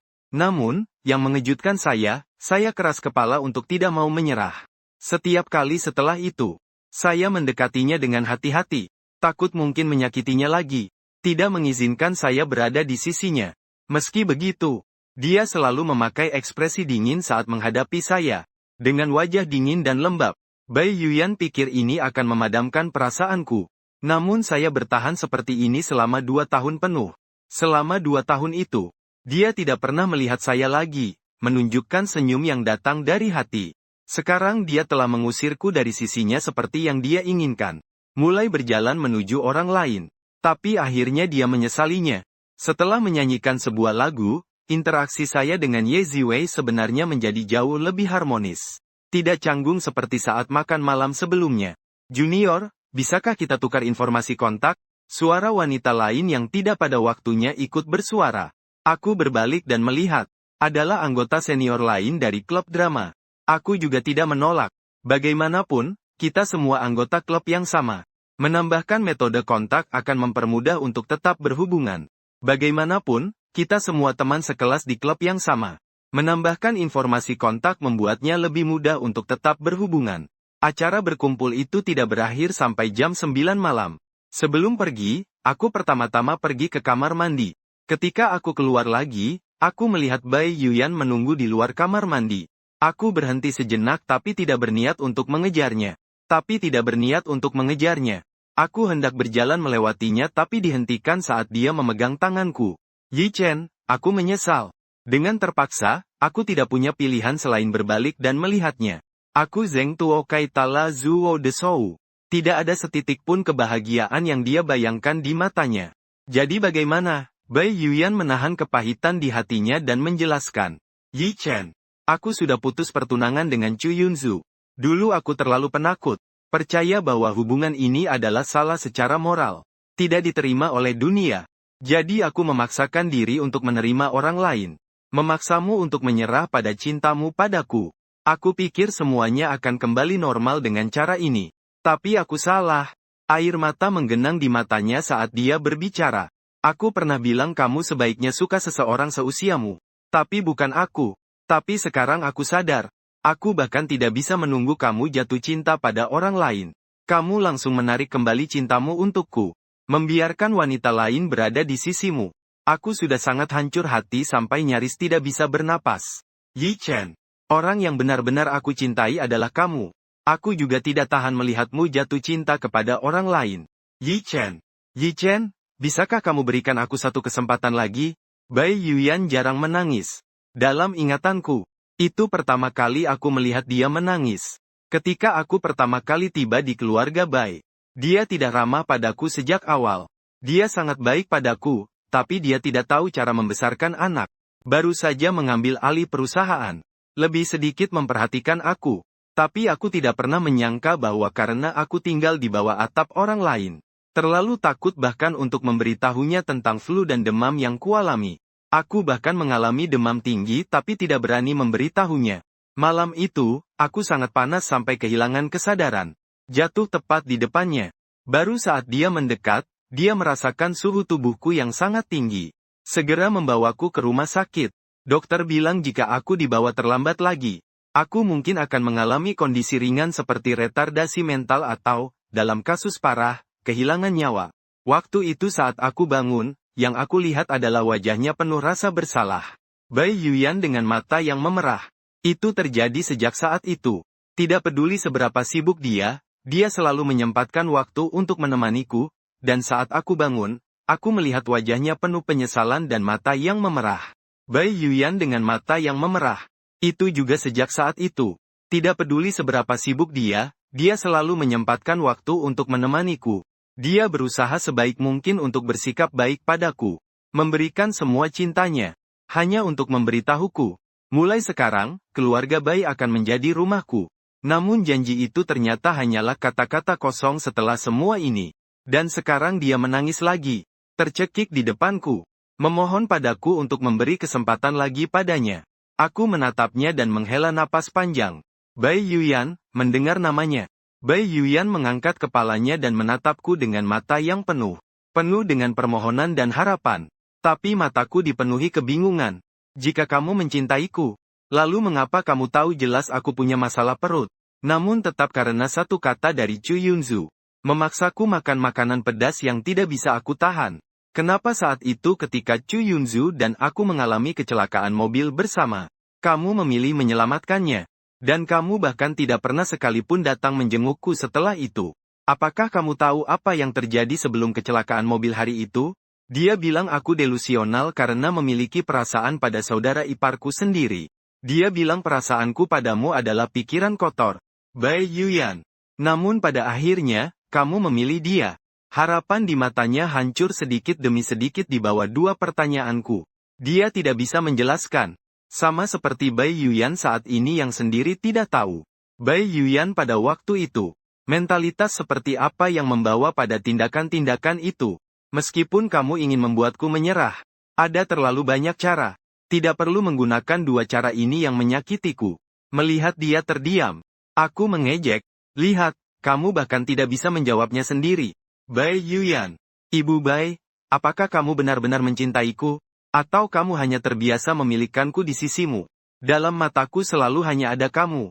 Sekarang aku tiba-tiba menyerah. Kamu hanya merasa tidak nyaman dengan itu. Bai Yuyan segera mencoba menjelaskan. Tidak, Feng Chen, aku benar-benar menyukaimu.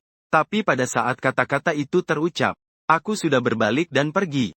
Jarak itu cukup agar dia mendengar kata-katanya sendiri. Dia mendengar kata-katanya sendiri.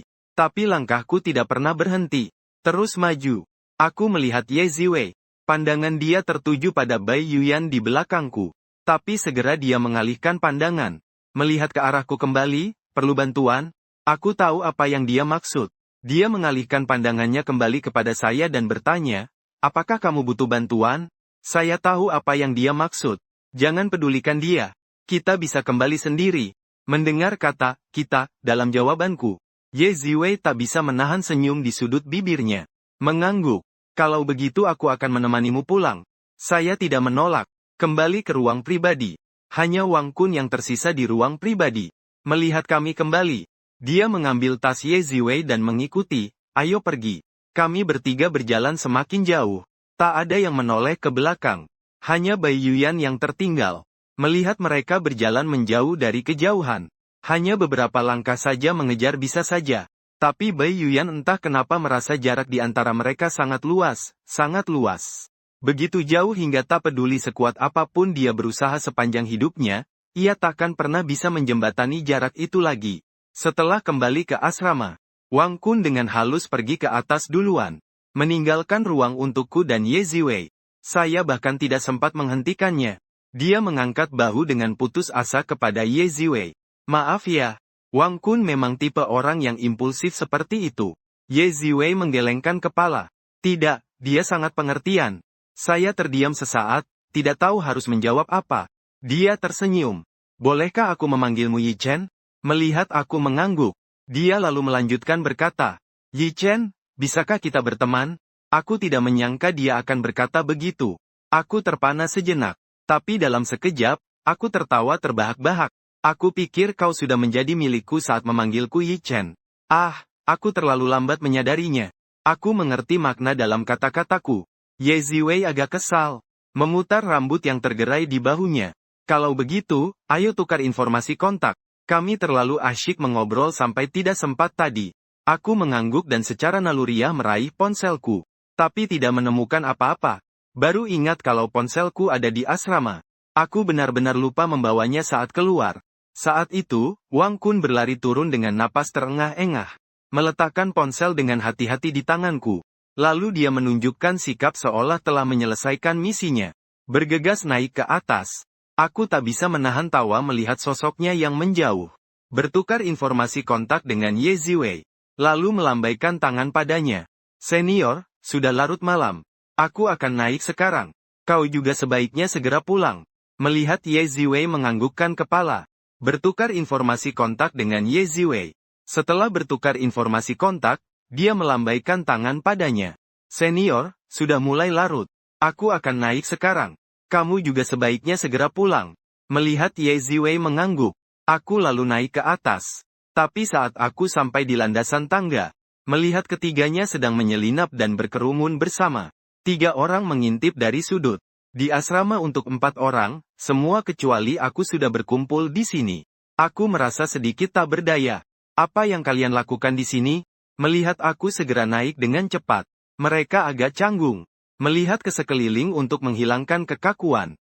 Ah, tangga ini memang benar-benar tangga, ya? Bulan ini benar-benar seperti bulan, dan Wang Kun adalah yang lebih tenang. Ah, aku tadi berlari terlalu cepat, aku perlu istirahat.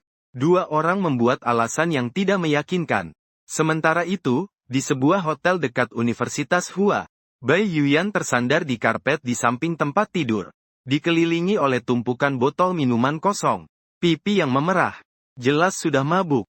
Namun dia masih secara mekanis melanjutkan gerakan menuang dan meminum alkohol. Kemudian, dia bahkan merasa merepotkan untuk menuang anggur. Mengambil botol dan terus meminumnya. Telepon di sampingnya terus menyala dan redup.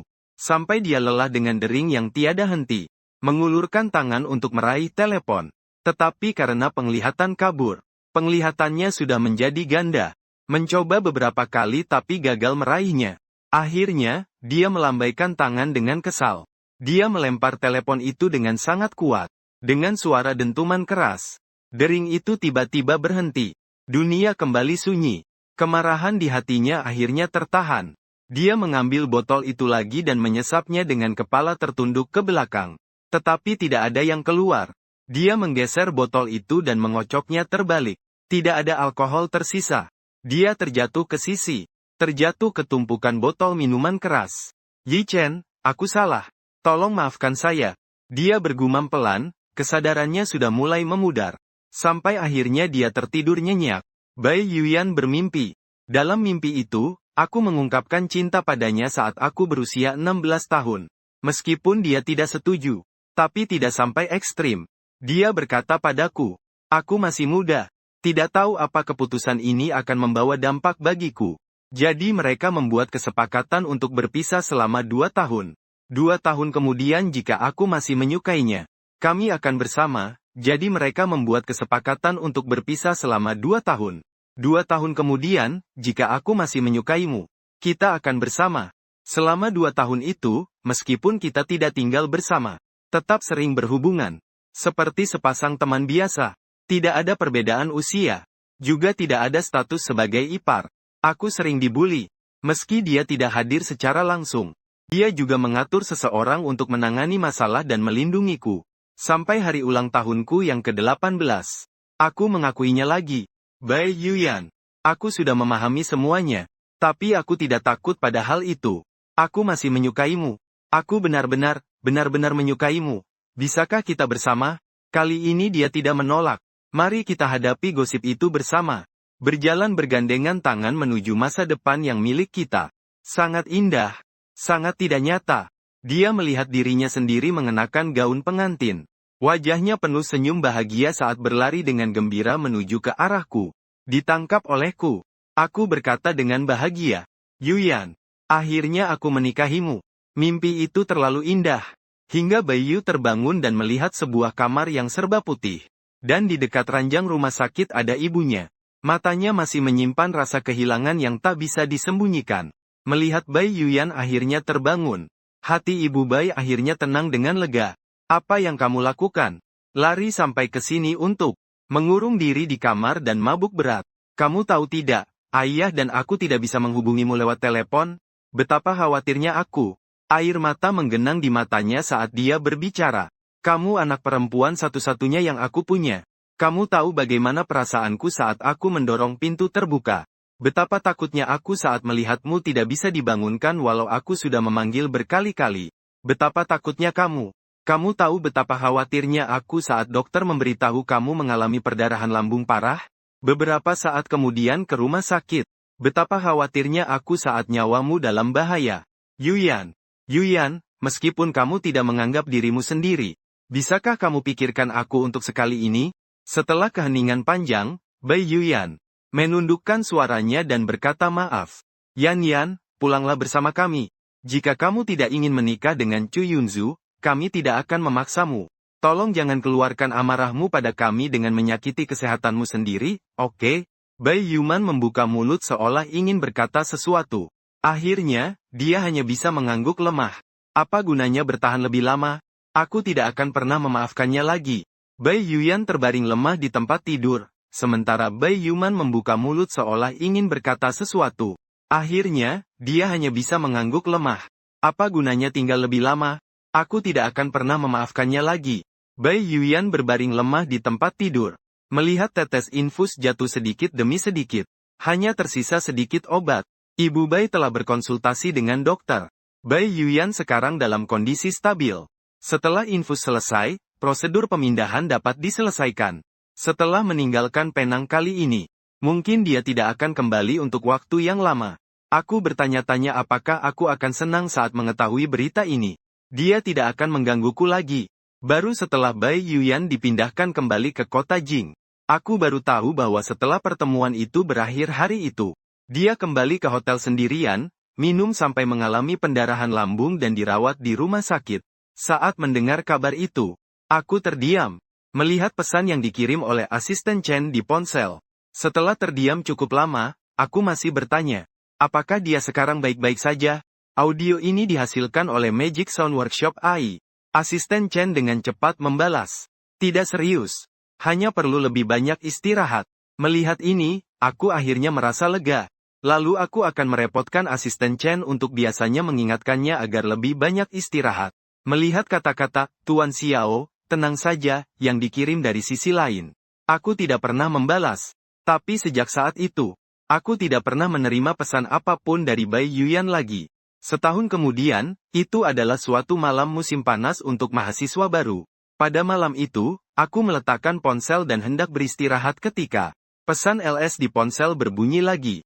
Aku membukanya dan melihat itu dari Ye Ziwei. Ini Ye Ziwei. Akhir bulan ini, sekolah akan mengadakan pesta penyambutan untuk mahasiswa baru.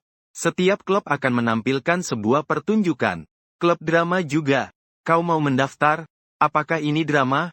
Aku belum pernah berakting secara resmi dalam sebuah drama sebelumnya. Sebelumnya dalam program teater, aku hanya membantu pekerjaan sampingan. Sesekali memerankan beberapa peran kecil. Aku tidak yakin bisa mengatasinya. Mengenai undangan dari Ye Ziwei, aku tidak langsung setuju. Meskipun aku sudah bergabung dengan klub drama selama setahun. Meskipun aku belum sepenuhnya tidak punya pengalaman berakting dalam drama. Tapi beberapa kali itu berakhir. Pengalaman pagelaran aktingku masih hampir nol. Tak lama kemudian, pesan dari Ye Ziwei datang lagi. Kebanyakan anggota klub drama bergabung tanpa pengalaman berakting sebelumnya. Belum pernah tampil dalam sebuah drama sebelumnya. Semua memulai dari nol selangkah demi selangkah.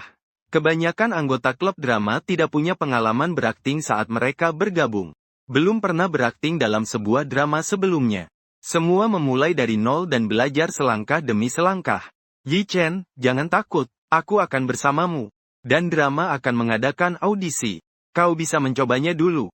Jika memang itu tidak cocok untukmu, maka anggaplah itu sebagai persiapan untuk kesempatan berikutnya. Setelah melihat kalimat terakhirnya, akhirnya aku memutuskan. Kalau begitu aku akan mencoba bersama Wang Kun. Mendapat jawaban yang kuinginkan. Ye Ziwei sedang sangat senang. Dan mengobrol denganku beberapa kata lagi. Melihat sudah larut malam, kami mengucapkan selamat malam satu sama lain. Dan aku dengan lembut mengetuk di sisi tempat tidur Wang Kun. Wang Kun, kamu sudah tidur? Wang Kun membuka matanya yang agak mengantuk, bertanya, ada apa? Aku tidak mengerti mengapa aku tiba-tiba membangunkan diriku sendiri di tengah malam. Aku tersenyum kecil. Senior Ye bilang akan ada pesta penyambutan di akhir bulan. Klub drama perlu mengadakan pertunjukan. Apakah kamu ingin mencobanya bersama? Wang Kun mendengar hal itu. Membuka ponsel untuk memeriksa waktu dan terdiam sejenak. Bisakah kita bicarakan ini besok saja? Kamu harus membangunkanku sekarang. Sekarang sudah jam 1 pagi. Melihat tatapannya yang agak kesal. Aku merasa sedikit malu tapi tetap bertanya padanya. Apakah kamu akan pergi? Pergi. Bolehkah aku tidur sekarang? Suara Wang Kun dipenuhi dengan rasa tak berdaya. Tapi akhirnya setuju. Akhirnya aku membiarkan Wang Kun pergi. Keesokan harinya, mereka berdua pergi mendaftar klub drama setelah kelas bersama-sama. Saat kami tiba di klub drama, pertunjukan baru saja diputuskan. Mereka memilih segmen klasik dari Putih Salju. Awalnya aku hanya ingin memilih peran pendukung yang memiliki lebih banyak dialog. Tak disangka, Wang Kun menarikku. Langsung mengisi namaku di bagian pemeran utama laki-laki. Lalu menulis namanya sendiri di barisan 7 kurcaci. Karena kami sudah memutuskan untuk maju. Kali ini, kamu memerankan pangeran. Aku akan bermain sebagai kurcaci. Dia sangat bersemangat, matanya bersinar dengan antusiasme. Lalu menarikku ke sisi Jiang Qing. Apakah kakak senior Ye juga akan mendaftar? Jiang Qing dan Wang Kun saling bertukar pandang. Melihat namaku tertulis di kolom pemeran utama pria pada formulir pendaftaran. Langsung menulis nama Ye Ziwei di kolom pemeran utama wanita. Dia juga ikut berpartisipasi, membuatku benar-benar tergantung pada mereka. Ye Ziwei dan aku tertinggal, saling menatap dalam keheningan canggung. Dan Ye Ziwei menatapku. Tiba-tiba merasa bahwa ini mungkin yang terbaik. Awalnya, dia hanya ingin menghabiskan lebih banyak waktu denganku. Menyarankan aku juga ikut pertunjukan.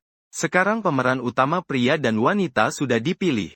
Dia bisa punya satu alasan lagi. Jika aku lolos penyaringan, sebagai pemeran utama wanita yang berakting bersamaku, tentu harus bekerja sama erat denganku. Ye Ziwei sudah berlatih bersamaku sepanjang bulan ini. Harus dikatakan, bagi seorang pemula di dunia teater, memiliki orang yang berpengalaman untuk membantu memang bisa menghemat banyak jalan memutar. Ini juga sangat membantu dalam keterampilan berakting. Setelah hampir seminggu latihan, pemeran resmi dalam drama tersebut akhirnya ditetapkan. Tidak banyak perubahan dalam pemeran. Intinya, ini tentang pemilihan dan eliminasi peran yang banyak diperebutkan orang. Peran utama pria dan wanita yang dimainkan oleh saya dan Ye Ziwei tidak berarti. Peran Wang Kun diubah dari seorang kurcaci menjadi ratu jahat. Usulan ini datang dari saya. Bagaimanapun, kami sepakat untuk maju. Tidak bisa hanya saya yang maju. Wang Kun juga tidak keberatan. 1 hari sebelum tenggat pendaftaran, mengizinkan saya mengubah namanya menjadi ratu jahat. Dia memilih peran untuk saya. Saya juga memilih peran untuknya. Cukup adil. Setelah menerima hasil final pemeran, kostum perlu segera diselesaikan.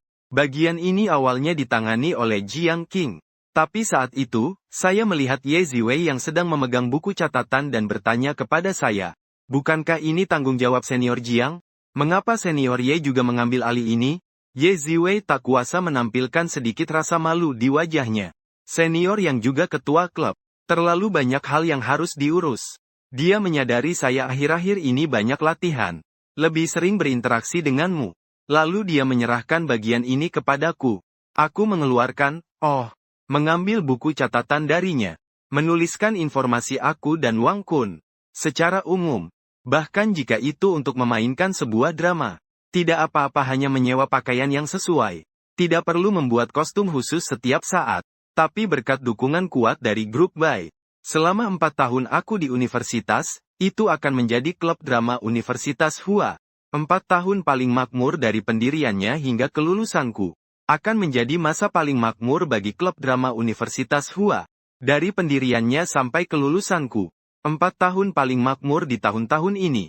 Semua orang bisa melihat bahwa grup Bai sangat murah hati karena aku. Walaupun aku tidak pernah mengakuinya. Kadang-kadang bertanya tentang hubungan mereka. Aku hanya menjawab dengan jujur bahwa mereka adalah seorang yang dituakan dalam keluarga. Aku diberitahu oleh Jiang Qing 2 minggu sebelum pesta penyambutan mahasiswa baru. Dia berencana mencalonkan diri sebagai presiden baru klub. Aku agak merasa tersanjung. Meskipun aku tahu posisi presiden klub pasti akan berubah tahun ini. Bagaimanapun juga, ini adalah semester kedua tahun terakhir. Jiang Qing kemungkinan besar tidak akan lagi tinggal di sekolah.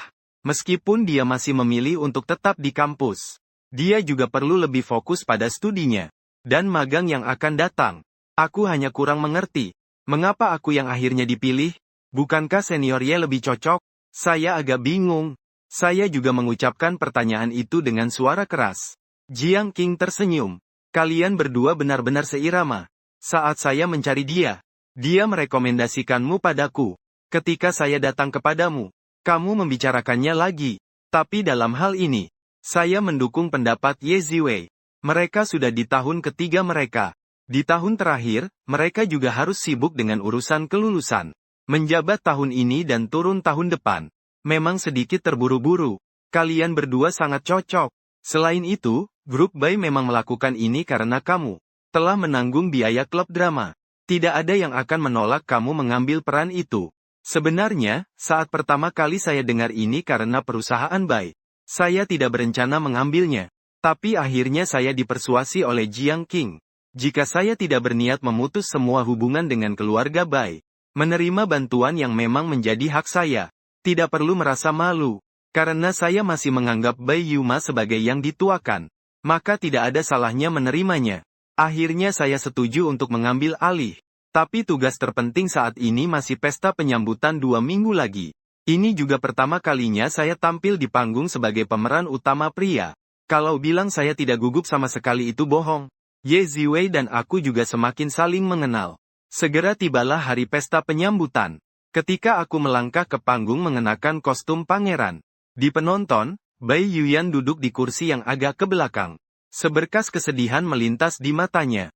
Undangan disampaikan ke grup Bai oleh Jiang Qing atas nama klub drama. Ini bukan pertama kalinya Bai Yuyan menonton pertunjukan klub drama. Atau lebih tepatnya, dia hadir di setiap pertunjukan panggung yang aku perankan. Dia selalu ada di sana. Namun setiap kali, dia hanya menonton diam-diam dari belakang panggung. Dengan cara ini dia bisa melihatku dengan jelas. Dan tidak menggangguku. Hingga saat ini aku menjadi aktor utama. Dan dia ingin menjadi penonton sungguhan untuk sekali ini. Jadi dia memilih kursi yang tidak mencolok dan duduk, tenggelam dalam pikirannya. Pertunjukan telah mencapai bagian tentang Ratu Jahat, yang menipu Snow White untuk memakan apel beracun. Jatuh dalam koma. Para kurcaci menemukan Snow White yang tidak sadar dan sangat berduka. Pangeran dengan kuda putih muncul saat itu. Melihat para kurcaci yang berduka mengelilingi Snow White, pangeran mengeluarkan batu harapan. Berhasil membangkitkan Snow White dan membawanya pergi. Kemudian terdengar suara narator. Putri mengikuti pangeran ke kerajaan yang indah. Dan hidup bahagia selamanya. Pertunjukan pun berakhir. Pertunjukan itu sangat sukses. Saat tirai akan diturunkan, para kurcaci masing-masing mengeluarkan sebuah buket kecil dan memberikannya kepada sang putri. Putri menerima semua karangan bunga. Sudah membentuk buket besar. Mata Ye Ziwei dipenuhi rasa gugup yang tak biasa. Menyerahkan buket itu kepadaku. Putri Salju setuju untuk pergi bersama pangeran. Menjadi putrinya. Lalu, Yi Chen, apakah kamu akan menjadi pacarku? Pengakuan mendadak itu membuat seluruh tempat menjadi heboh. Diikuti oleh suara teguran yang ramai. Katakan iya, katakan iya. 7 aktor yang memerankan kurcaci di atas panggung. Berkeliling mengitari Ye Ziwei dan aku. Saat tirai sepenuhnya turun, jawabanku terdengar lewat mikrofon yang masih terpasang. Aku mau. Di antara para penonton, terpisah oleh beberapa baris kursi.